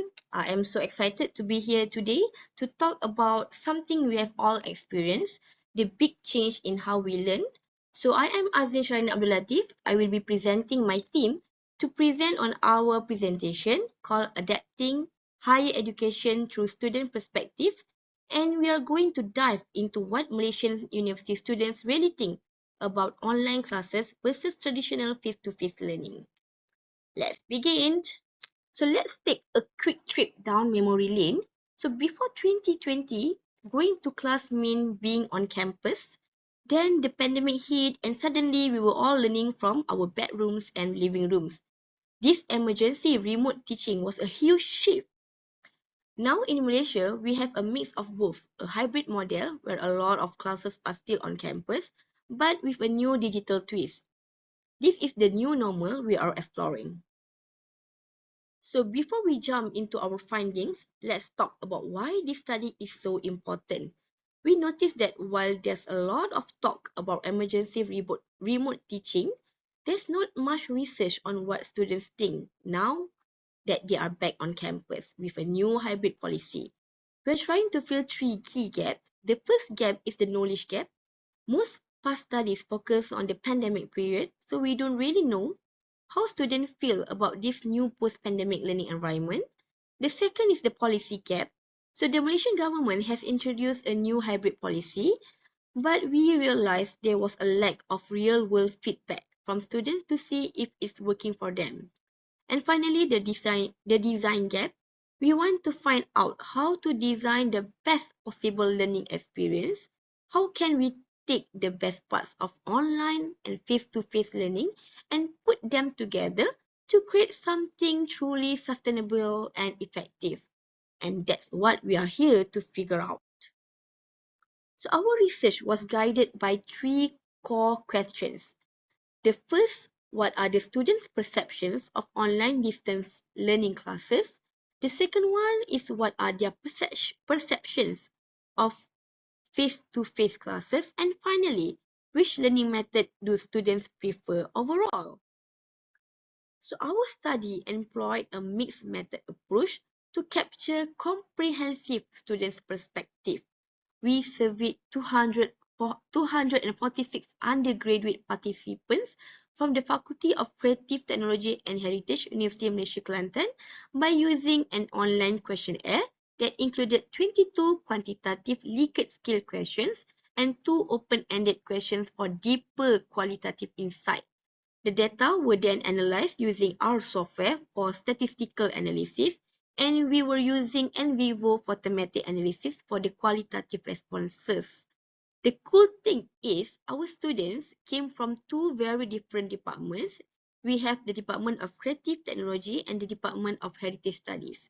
So these different departments gave us a really unique perspective because we had students who are all about technical hands-on skill and the others who focus more on theory and concept.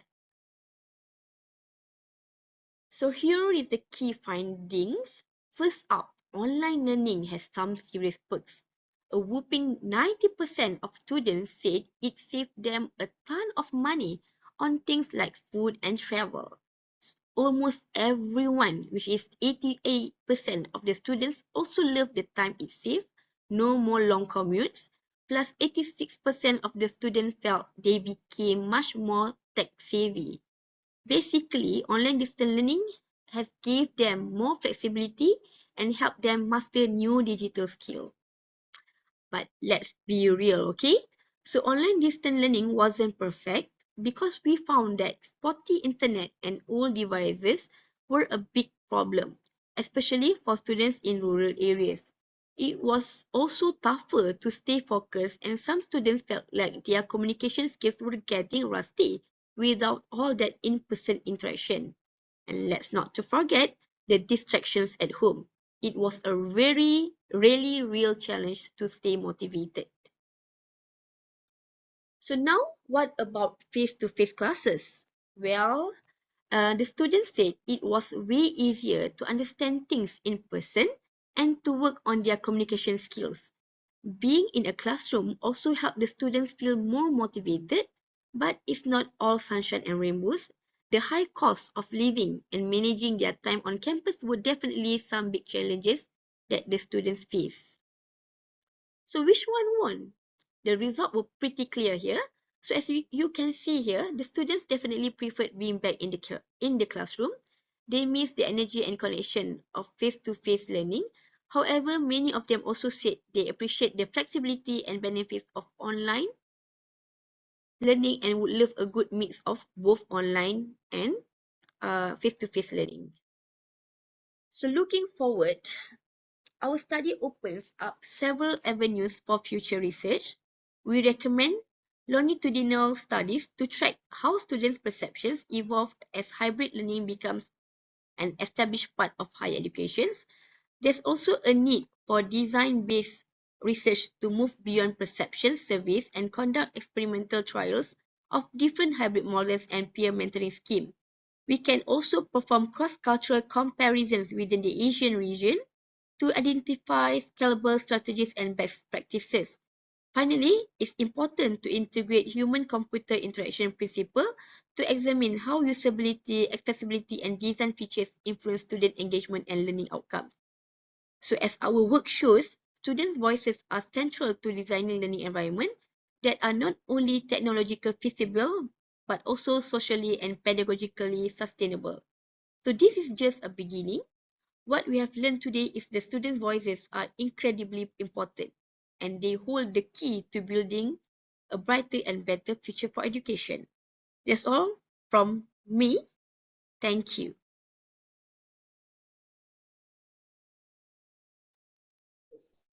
Okay, thank you to Azlin for your sharing and valuable insight.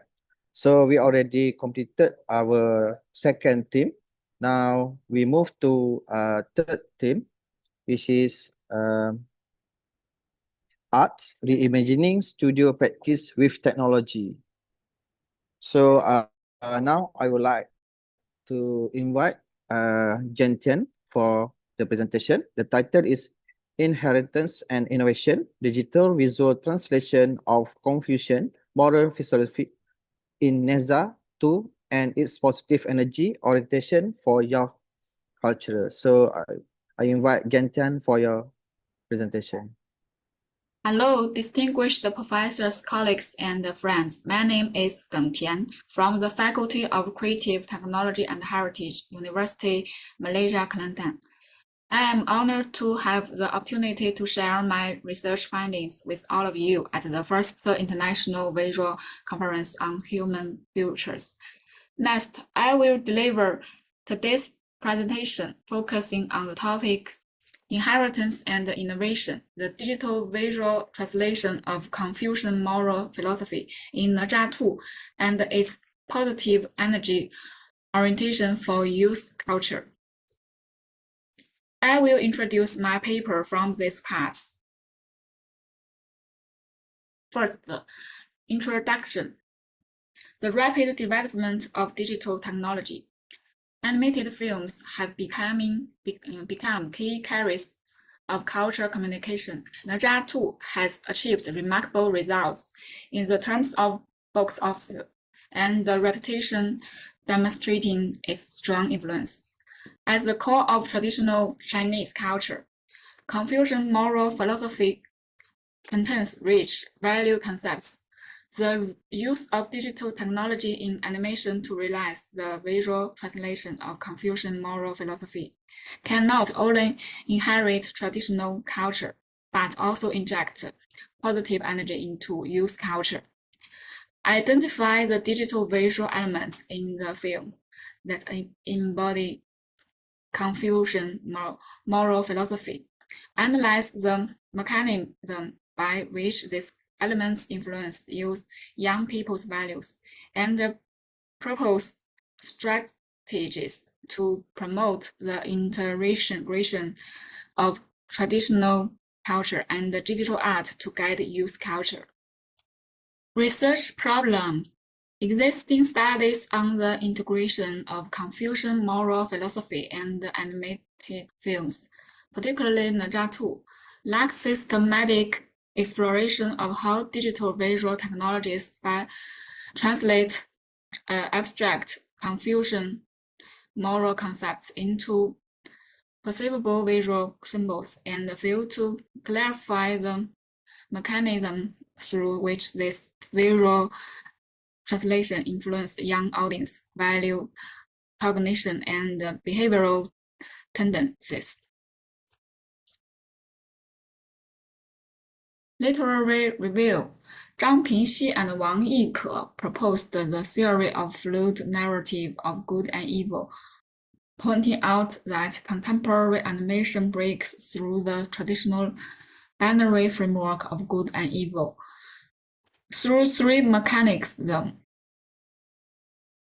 Liu Yanbing systematically identifies the specific manifestations of Confucian five constant virtues in NESA 2. Framework 1. Visual narrative for moral education. 2. Fluid narrative of good and evil. Key concepts: Confucian moral philosophy. 2. Digital visual translation. Implementation. Phase 1. Framework construction and theoretical preparation. Phase 2. Film content analysis, data collection. Phase 3. Data processing and conclusion refinement. Results. First, the digital visual transformation path of Confucian moral philosophy in Naja 2. Ethical coding of character symbols which anchor moral text through visual traits. 2. Moral embodiment of sense special effects which conveys moral connotations through dynamic visuals. 3. Dialectical presentations of narrative structure which strengthens moral cognition through the fluidity of good and evil. Results. Projecting cognition of Confucian moral concepts. Highest familiarity 人 benevolence M equal 3.78 with 71.82% of respondents reporting familiar or very familiar. Lower familiarity E righteousness M equal 3.09 with only 35.45% of respondents reporting familiar or very familiar. Moderate familiarity Li priority M equal 3.25 with 39.09% of respondents reporting familiar or very familiar. Perception of Confucian elements in Naja 2. The change in willingness to help others corresponding to 人 benevolence M equal 3.69 is the most significant. Their awareness of respecting others and the courage to face difficulties shows moderately positive changes. After watching the film, young people's values show positive changes. The study positioned digital technology as a core participant in the communication of Confucian morals, point out that relevant technologies lower the threshold for understanding traditional morals. Further researchers should expand the sample size and include diverse groups, such as international audience. Further works may focus on comparing Naja 2 with other domestic and international animated works to identify universal and unique strategies for digital visual translation of traditional moral concepts. Thank you for your listening. Okay, thank you to Jen Tian for the inspiring sharing. So are you there, Jen Tian? Yes, I'm online. Okay, so if there are any question from the floor? Okay, if don't have, I have a simple question. How does NEZA 2 reflect Confucian moral value in a way that attract young audience? Can you repeat the Okay, I question? repeat. Okay. How does NEZA 2 reflects Confucian moral value in a way that attracts young audience? From the characters, Naja, she is Naja may not look perfect in appearance, but he possesses a positive personality, with courage, with care and responsibility, some good virtues. When people see the film, they will want to be Naja. The characters bring the youth people, young people courage. I think it's a example. It's okay. Okay. So thank you for your answer. Okay, Jentian. Okay. Thank you. So let's move to others presenter for our team 3. The title is Virtualized Display of Traditional Chinese Painting by Ma Xiaoyan. So I would like to invite Ma Xiaoyan for your presentation. Hello, my name is Ma Xiaoyan. My major is in virtual communication. The title is Virtualized Display of Traditional Chinese Painting. This is my contact. For my article, I want to introduce digital technologies have greatly advanced the preservation and dissemination of traditional Chinese painting VR. In particular, provides immersive experiences and overcome time and space limitation, along wider access to cultural heritage. However, systematic analysis of virtual presentation method for Chinese painting, especially in the CNKI database, remains limited. This study is significant as it clarifies current trends in digital dissemination and offers insight for culture preservation and promotion.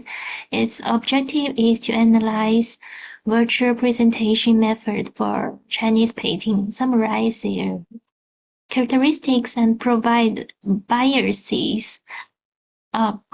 a basis for future research and practice.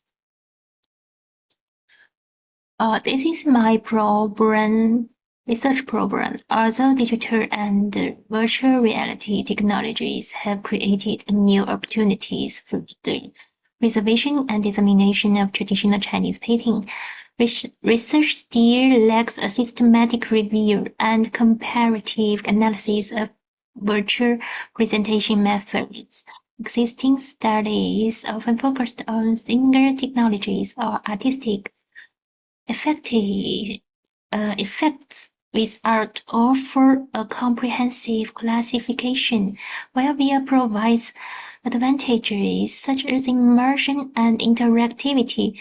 It also faces challenges in technology adoption and cultural transmission. Difference in audience experience, communication effectiveness, and cultural value remain underexplored, limiting both theoretical understanding and practical optimization of virtual presentation strategies. And this is my literature review. Existing literature review highlights that virtual reality offers significant advantages in the digital dissemination of traditional Chinese painting, particularly by enhancing immersion and interactivity in audience experience. Study also shows that digital technologies such as high precision and scanning and AI have enabled long-term preservation and wider accessibility of fragile artworks. Although museums held masterpieces to enter public life through virtual presentations. And this is my framework. Presence theory explains the psychological state in which users feel as if they are inside a immediate environment rather than merely observing it. This concept is particularly important in VR studies where immersion and interactivity directly shape user experience. Immersion refers to the extent to which VR technology can envelop users' sense, while interactivity concerns the degree to which users can manipulate or engage with environment. Both are central to understanding the value of VR in the virtual presentation of Chinese painting.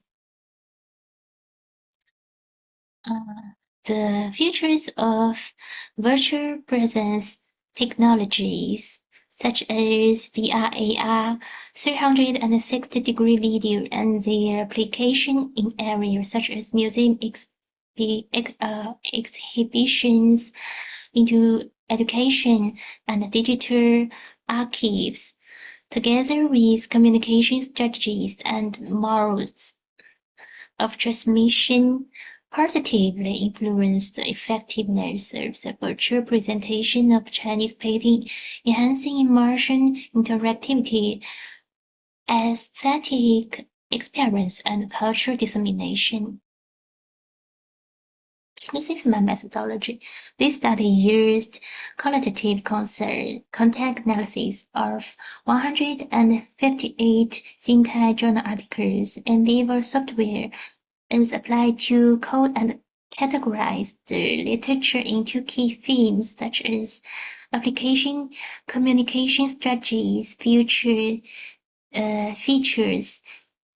modes of transmission, and virtual presence technologies. Systematic analysis highlighted experiential dimensions including immersion, interactivity, aesthetic, quality, authenticity, and cultural identity. Quantitative technology are also employed for view and used for keywords concurrence analysis, providing virtual maps of research cluster and hotspots. Frequency analysis qualifies references across many categories, while trends analysis identified shifts in scholarly attention over the past 5 years. This is my step. The first one is in the two relevant literature reviewers retrieved from the Xinkai database. A total of 158 journal articles related to the virtual presentation of traditional Chinese painting were collected after applying inclusion and exclusion criteria. In the second phase, qualitative content analysis was conducted using NVivo articles coded into themes such as application, communication strategies, future modes of transmission, and virtual experience technologies. And the step 3 is quantitative analysis was applied using verse view, keywords, co-occurrence, maps, and frequency distribution were generated to identify research cluster, systematic hotspots, and emerging trends in the field. And this is my results.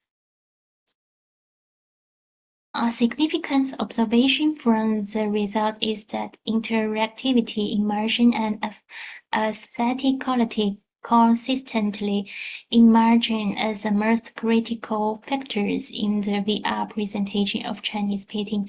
This highlights that technological advancement alone is insufficient. The success of virtual presentation depends on creating meaningful cultural and experimental value of audience. Yes, it is analysis and conclusion. The research analysis indicates that the virtual representation of Chinese painting is shaped by a dual orientation.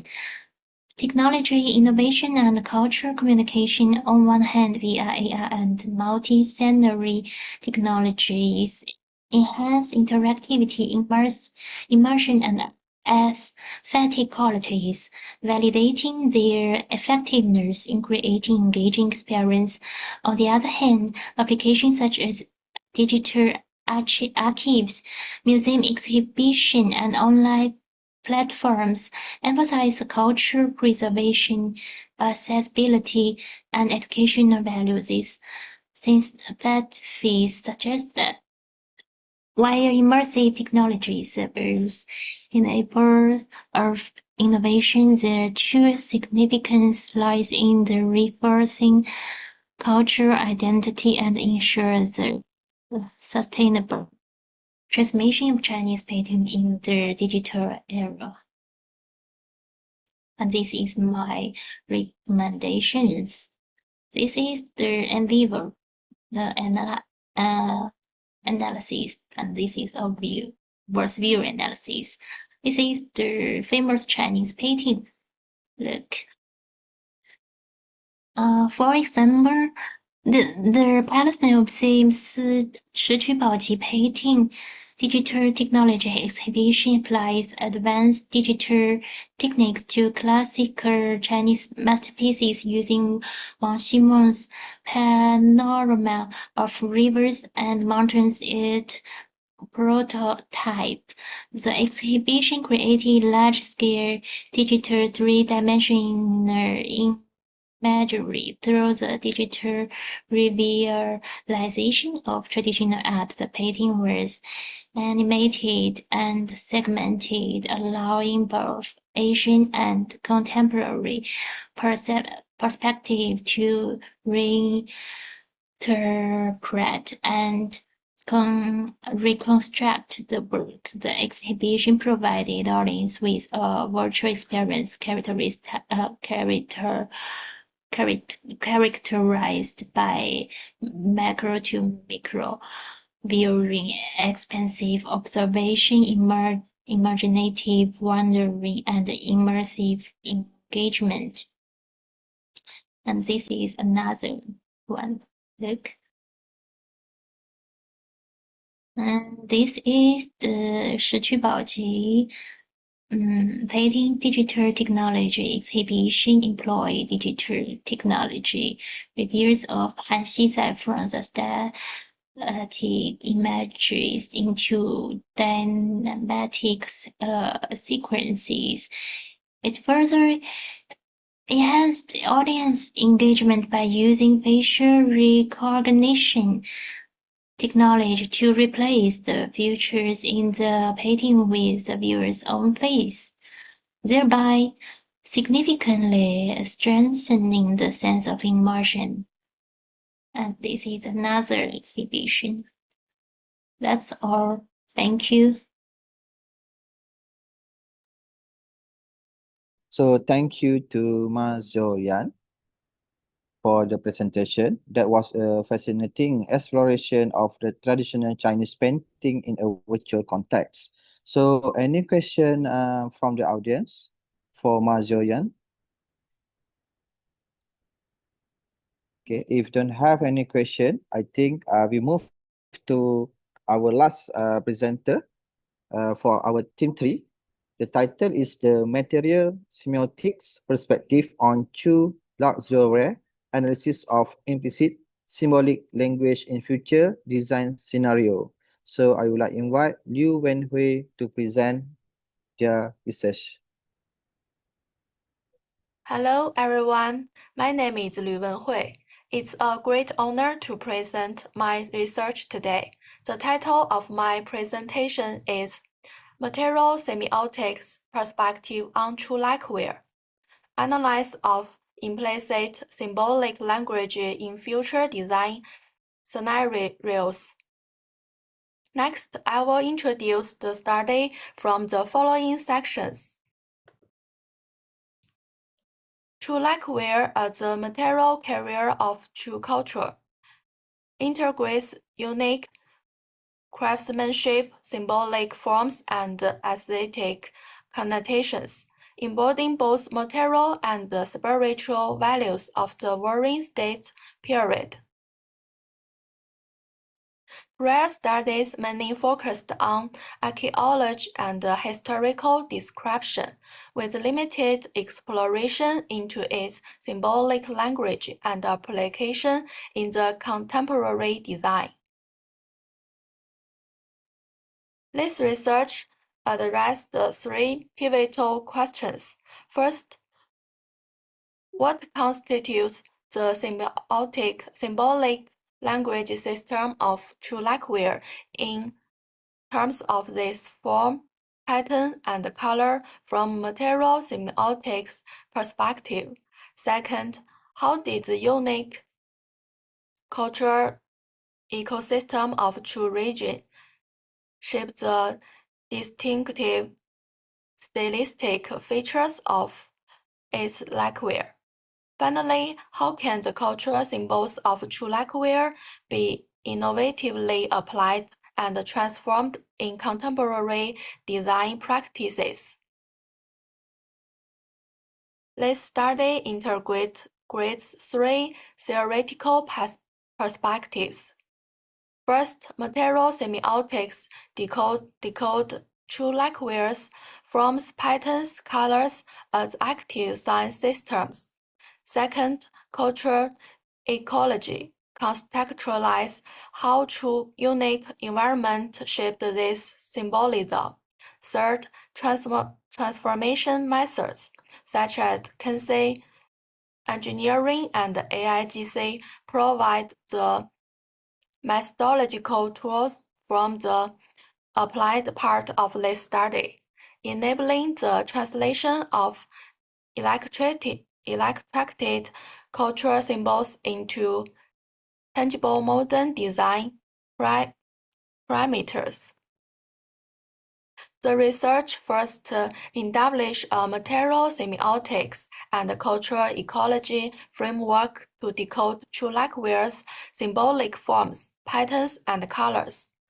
It then comparative iconographic analysis of stylistic features across regions.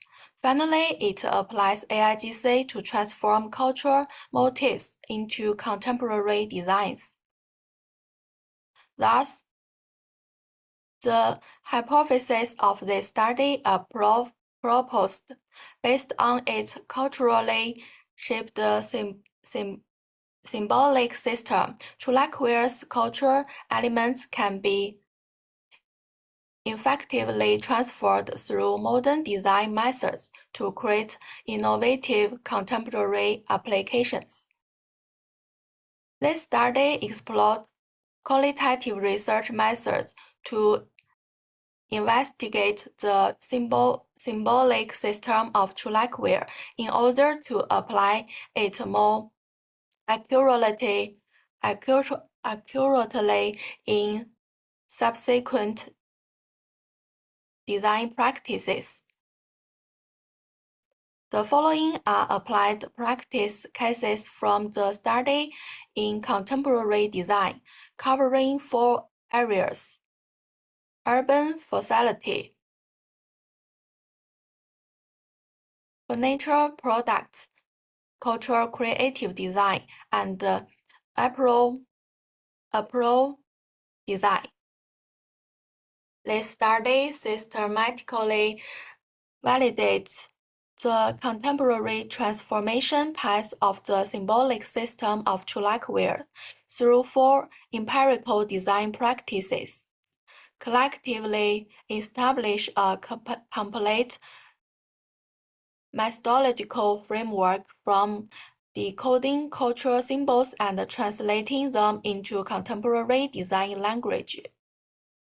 Next, I will analyze and summarize the research from 3 aspects. First, the key finding. True likewise symbolic system can be decoded through material semiotics and reapplied to foster cultural continuity. Second, limitations. The study's limitations include reliance on archaeology samples and interpretive methods. Third, future directions. Future research should expand to quantitative user studies and cross-cultural design validation. The recommendations of this study include the following 3 points. First, integrate cultural symbols into modern design education. Second, develop quantitative and cross-cultural validation frameworks. Third, foster interdisciplinary cooperation for heritage innovation. The following are the references of this study. That's all for my presentation. Thank you.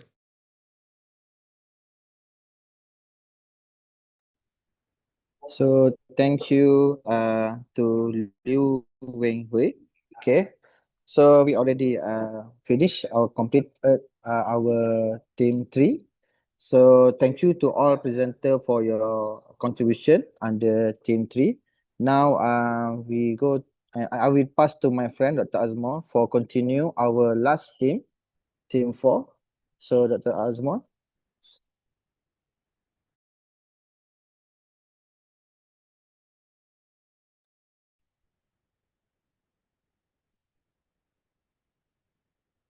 Okay, we move to the last team for our conference, which is information technology, art design, and info visualization. We have 3 presenter, which are Zhang Yizong, Hana Yasmin binti Hafiz, and Sarah Wahida binti Hasbullah. And the first paper is entitled Research of AIGC and Human Art Picture Creation based on Panofsky's 3-level iconology framework by Zhang Yizong. Okay, let's begin the presentation now. Hello everyone. My name is Zhang Yizhong. Thank you to my supervisor, Dr. Johannes, and the University of Kalimantan for giving me this opportunity to share. Today, I will be giving a speech on exploring the intersection of art and technology. The theme of this speech is research of AIGC and human art picture creation based on Panofsky's 3-level iconology framework. Faculty of Creative Technology and Heritage, University Malaysia Kelantan. This is a visual image work created jointly by AI and humans, which won first prize in the digital art competition at the Colorado State Fair. The oil painting texture in the work is enough to deceive our eyes, so the rapid development of AIGC will reshape the field of visual art creation. So we will ask, in the era of AI, what is art? Or is there a standard for art?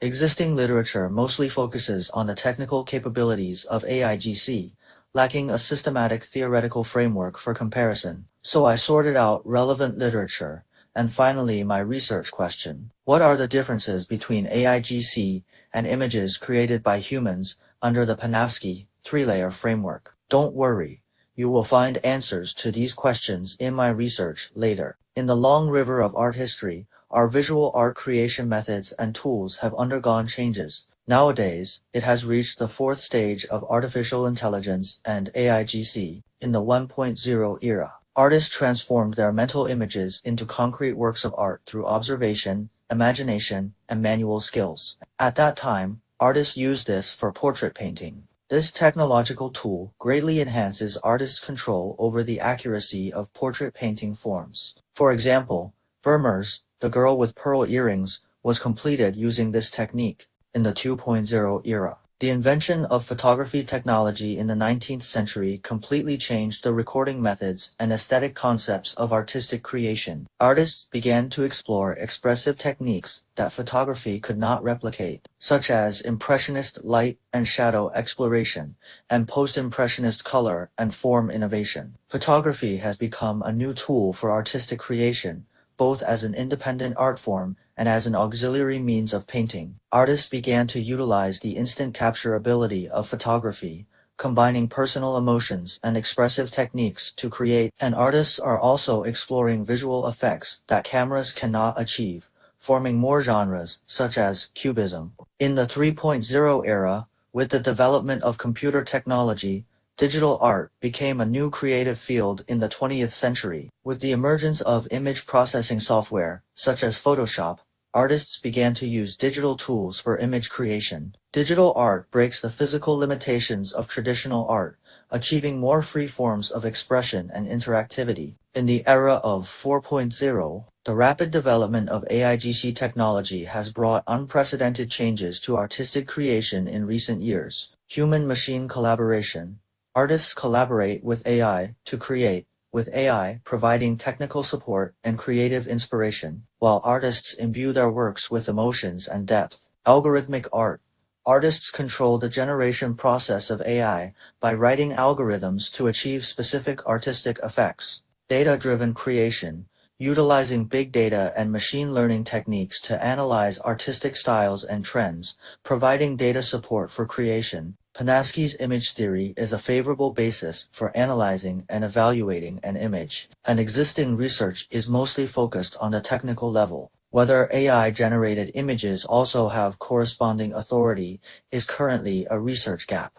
What I want to do is to guide AI to create works in image narrative based on Panofsky's image theory framework, form an AI workflow, and ultimately achieve human-machine collaboration throughout the creative process. By using comparative research between humans and AI in the image creation process, I aim to explore the field of human-machine co-creation and its dissemination efficiency, and provide guidance for the standardization of future AI image artworks. We used AI to generate these 3 images, prompting the AI to recreate an artwork based on the author's expression techniques and narrative content. Combined with literature review, the results showed that at the formal level, AIGC exhibited a high degree of authenticity in replicating visual aesthetics. Representation layer. AIGC has a symbol neutrality gap that makes it difficult to understand the contextual meaning of cultural symbols. Inner layer, AIGC,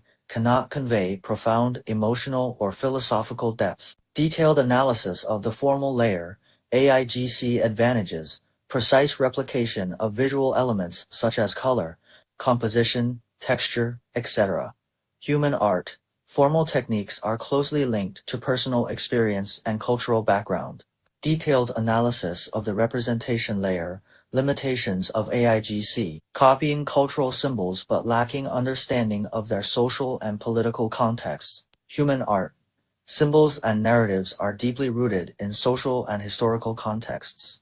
Inner layer detailed analysis, lack of AIGC, unable to convey profound emotional or philosophical depth, meaning relies on human projection. Human art relies on subjective cultural embedding and historical consciousness. The black font represents the prompt I provided, while the blue font represents the content generated by AI after deep thinking. After the AI independently creates, based on the prompt, the artistic quality of the image sharply declines. It seems that, as of now, AIGC still has room for improvement in terms of artistic quality. So human-machine collaboration can better solve this research dilemma, but at the same time, these 3 problems have also emerged. Firstly, the problem of intention, understanding, and interactive creation. Existing AIGC tools mainly rely on text prompts for image generation. Although providing a new creative paradigm, AI's understanding of human creator intentions and its interaction design with humans are still insufficient. Second, cross-modal content creation collaboration. Current AIGC research focuses on single-modal content generation, such as image generation or text generation. However, in more complex creative scenarios, such as digital media design and production, it often requires the collaborative generation and fusion of multiple modalities of content, including graphics, sound, animation, and visual storytelling. Thirdly, the issue of ethics and copyright. This research gap lies in how to establish a sound legal framework and ethical norms to balance technological development and creator rights, and ensure that AIGC promotes artistic creation without harming the livelihoods and creative passions of human artists. The concept of AI workflow can be applied in the design and creative industries to achieve human-machine collaboration and optimization, deepening the strategic integration between human expertise and AI automation. It covers the entire process,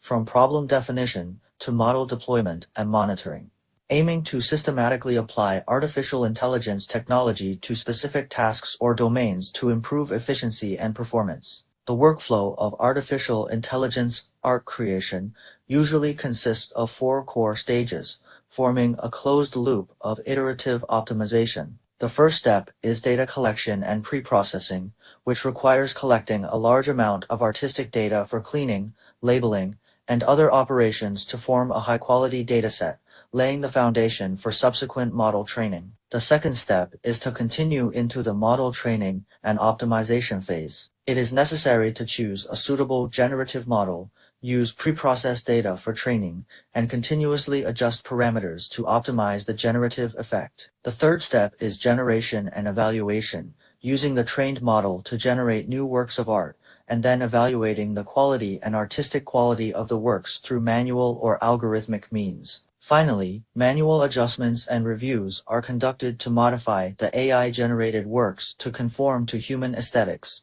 while ensuring that the content complies with ethical and legal norms. Through iterative cycles at each stage, the creative ability of AI and the artistic quality of its works continue to improve. This study also has an impact on culture, technology, education, consciousness, and ethics. After the emergence of each new technology in history, the aesthetic and standardization of visual image art have changed. This study attempts to guide AIGC image creation with Panofsky's image theory, and further explore the diversity and cross-cultural expression of AIGC, develop AI-specific prompt word standards, and explore new possibilities for human-machine collaborative AI workflows, and attempt to answer questions about the standards for art in the era of AI technology. Such a question. Okay, finally, thank you for all listening.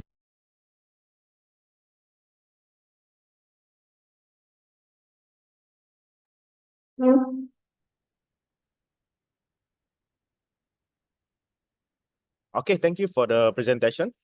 Is there any question? Okay, if no, we move to our next presenter, which is Hana Yasmin Binti Hafiz, with the paper entitled Reframing the Lecturer's Role in the Age of Generative AI. You may begin now. Assalamualaikum and good day everyone. Thank you for joining my presentation. My name is Dr. Hana Hafiz from University Malaysia Kelantan, and today I will be presenting our research titled Reframing the Lecturer's Role in the Age of Generative AI. Traditionally, design education has been centered on studio pedagogy. Students learn through making, critique, and cycles of reflection. Donald Shawn called this reflection in action, the idea that designers learn by doing and by engaging in a dialogue with materials, mentors, and peers. But this tradition is being disrupted. Tools like Midjourney, ChatGPT, and Runway ML allow students to generate dozens of iterations in seconds. For students, this means access to rapid ideation and a broader range of visual possibilities. But for lecturers, it raises new challenges. How do we teach originality when students begin with an AI-generated prompt? Who owns the creative work? Is it the student, the machine, or a partnership of both? And most importantly, what becomes of the lecturer's role when knowledge is no longer controlled by the human teacher alone? The aim of our study was to investigate how lecturers adapt their pedagogical roles in this new environment. Rather than treating AI as either a threat or a miracle solution, we wanted to examine it in practice, in the lived reality of design studios. We asked what happens when AI is used not as a side tool, but as an active collaborator in learning. And how do lecturers position themselves within this new teaching and learning ecosystem? Our research was guided by three questions. First, how does AI shift the dynamics between lecturers and students in design studios? Second, what specific roles do lecturers adopt when AI is integrated into teaching? And third, how can pedagogy balance three often conflicting needs: efficiency, creativity, and ethics? These three questions give us a framework to observe not only how students use AI, but more importantly, how lecturers themselves evolve in response. To answer these questions, we adopted a qualitative action research approach where we wanted to situate our inquiry in authentic context. So the study was conducted in design studios across three disciplines: architecture, product design, and visual communication. In these studios, lecturers were asked to integrate Gen AI tools into specific activities. For example, students use AI for ideation, for producing mood boards, or for storytelling in concept development. We collected three main types of data. First, reflective journals written by lecturers as they navigated these new challenges. Second, students' focus group, which allowed us to hear their experiences, frustration, and expectations. And third, the actual studio outputs where we could trace how projects change with AI. The data was thematically coded and our analysis was guided by two main lenses: Sean's reflective practice, which situate learning in cycles of doing and reflecting, and theories of human AI co-agency, which see AI not as passive tool but as an active partner in meaning making. Our findings identified 5 evolving roles that lecturers adopt when AI becomes part of the studio. The first role is the curator. When AI generates hundreds of images or concepts, students can be overwhelmed. The lecturer steps in to curate to help students select directions that are relevant, meaningful, and aligned with the project brief. The second role is the critical reflector. Lecturers encourage students to interrogate AI outputs. What biases are present? What cultural assumptions are embedded in the images? And how can we go beyond surface novelty to reach deeper reflection? The third role is the ethics negotiator. Lecturers open conversation about originality, authorship, and sustainability. Students are encouraged to document how much of their work was AI assisted and to consider what this means for creative ownership. The fourth role is the co-learner. Many lecturers admitted that AI evolved faster than curricula, but positioning themselves as co-learners, lecturers model humility and collaboration, showing students that they too are exploring and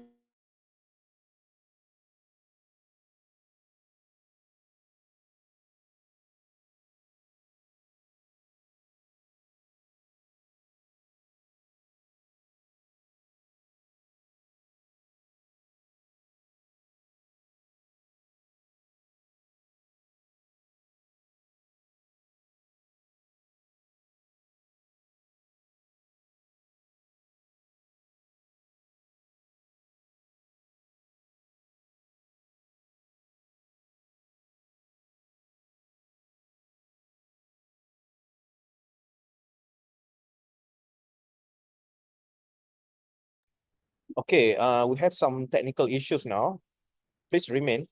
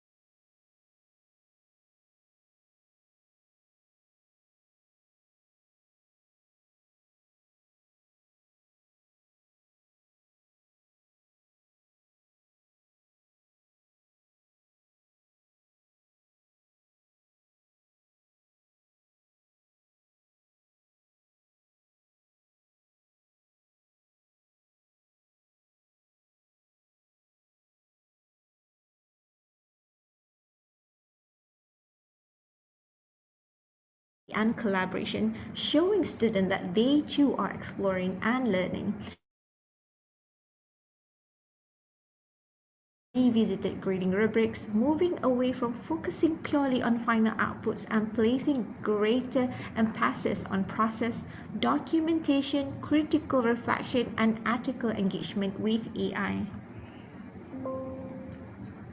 From these roles, we develop what we call the Human AI Creative Pedagogy Framework. The framework maps how lecturers and AI interact across 3 phases of studio learning: ideation, critique, and assessment. In ideation, AI enhances divergent thinking while the lecturer acts as curator. In critique, AI outputs serve as provocations and lecturers adopt the roles of reflector and ethics negotiator. And in assessment, lecturers look not only at the final product, but at how students engage with AI critically and responsibly. This framework offers a structured way for design educators to integrate AI without undermining the values of studio pedagogy. These findings highlight important tensions in contemporary design education. On one side, AI brings efficiency. It speeds up ideation and offers endless variations.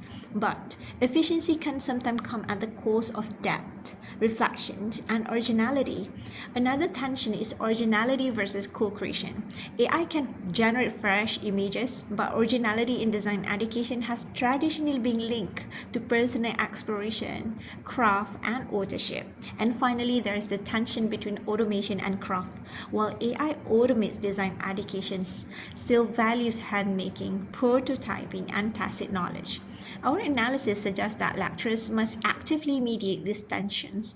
As Schneiderman notes, human-centered AI should be trustworthy and complementary, not as a replacement. And as Gunkel reminds us, AI is not neutral. It is a co-agent requiring negotiation and oversight. That is why the lecturer's evolving role is critical.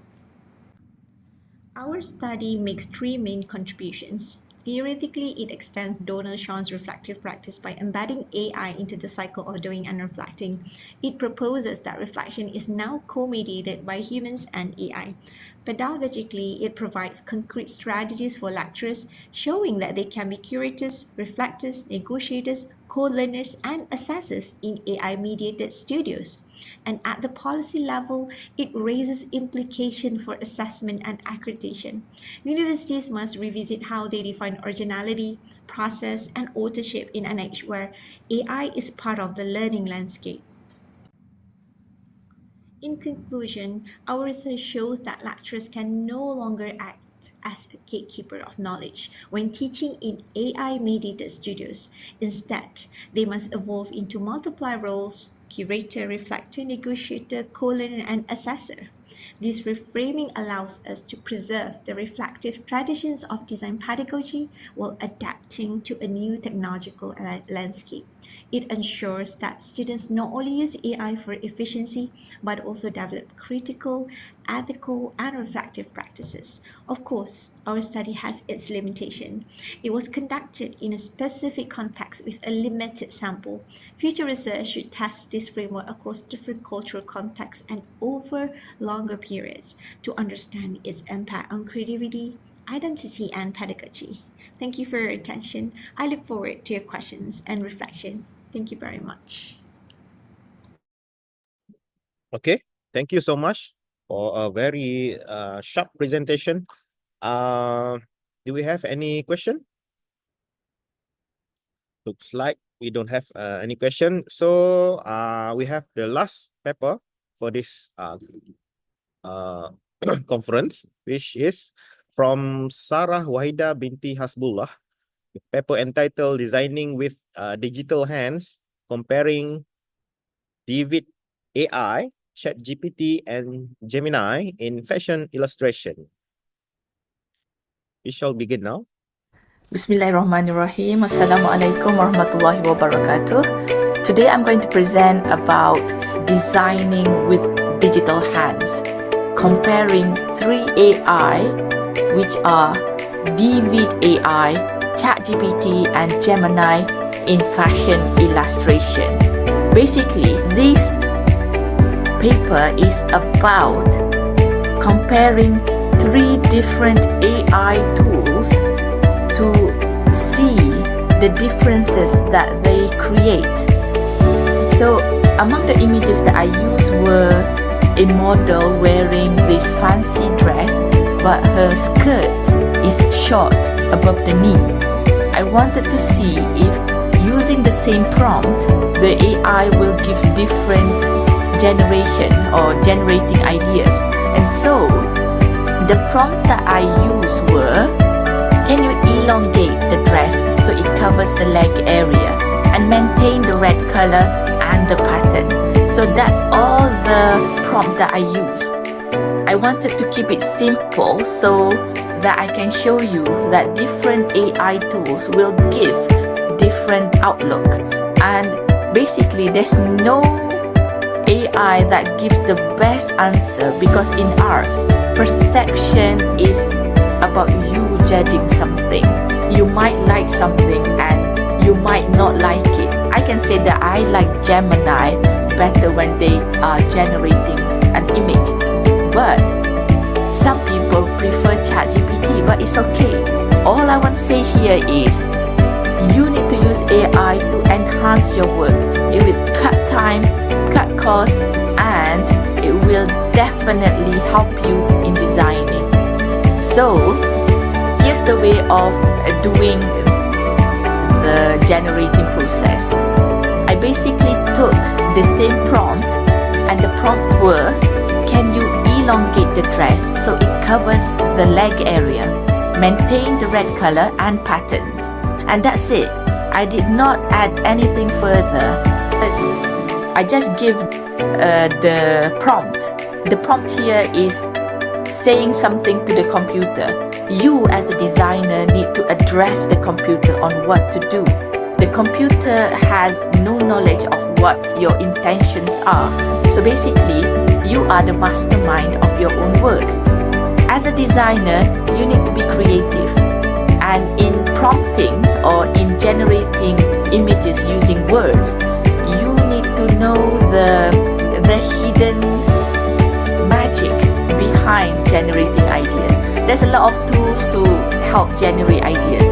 This is one way of me showing you about using AI and easing your work in designing. So AI will cut time, will cut costs, and will help you with designing. You as a designer, the thinker, need to be the smart one. The computer is not that smart. You are the smart one. Okay, thank you, and all the best for AI future.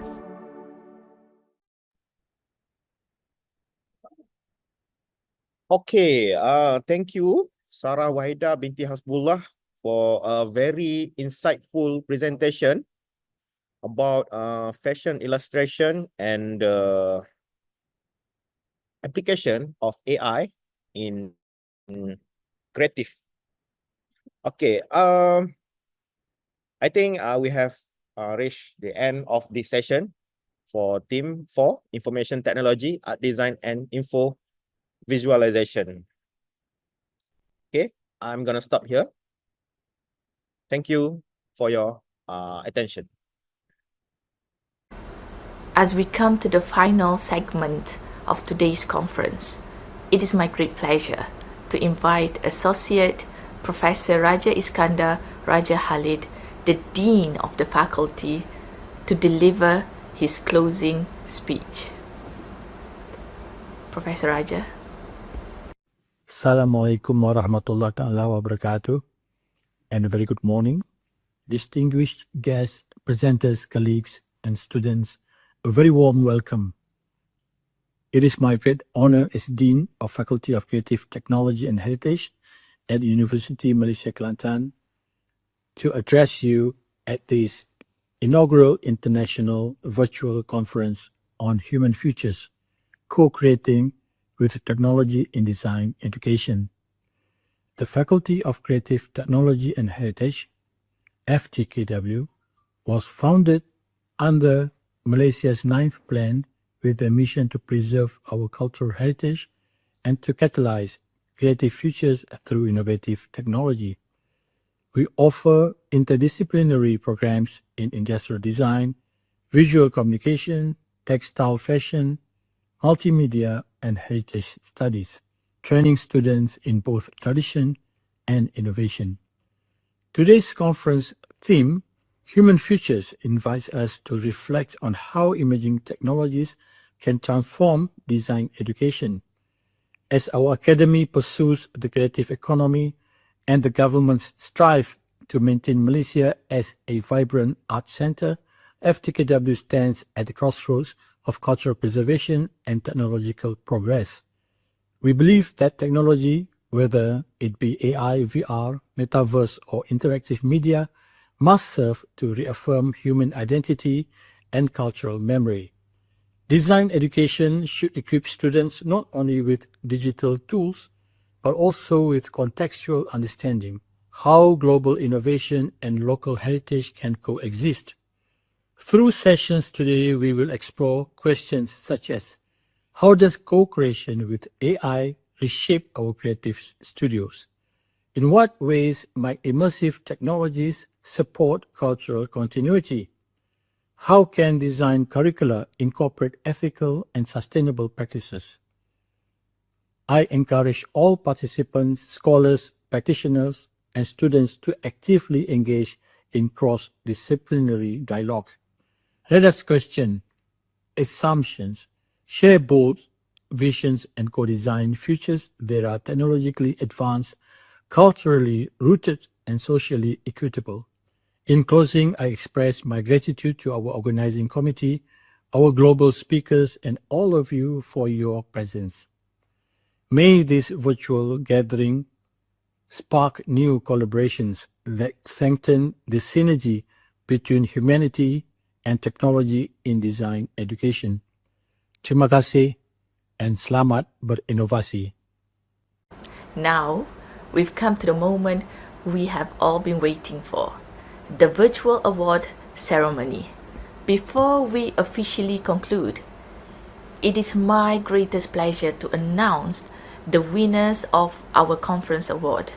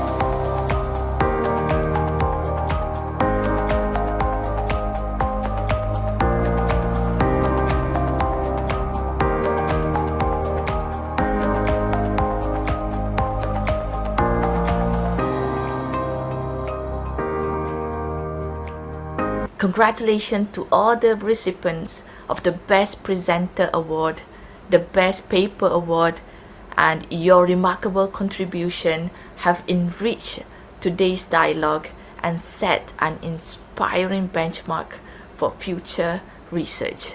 Let us all give a virtual big clap, applauses to all the winners. And on behalf of University Malaysia Kelantan, we extend our deepest gratitude to all keynote speakers, presenters, and participants for joining us online today. Before we end, let us take one final group screenshot to mark the successful closing of our first international virtual conference on human futures.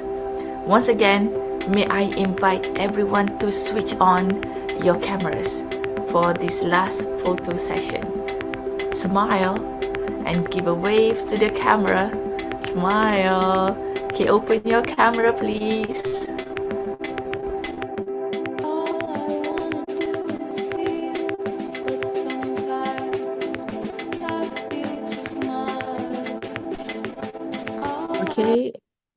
Okay, everybody. Okay, I'm going to snap on this page first. Can you open your camera, please? Okay, all the good looking faces. Okay, 1, 2, 3, cheese. Okay, and another one. Can everyone give a mini love, please? 1, 2, 3. Okay, Thank you so much.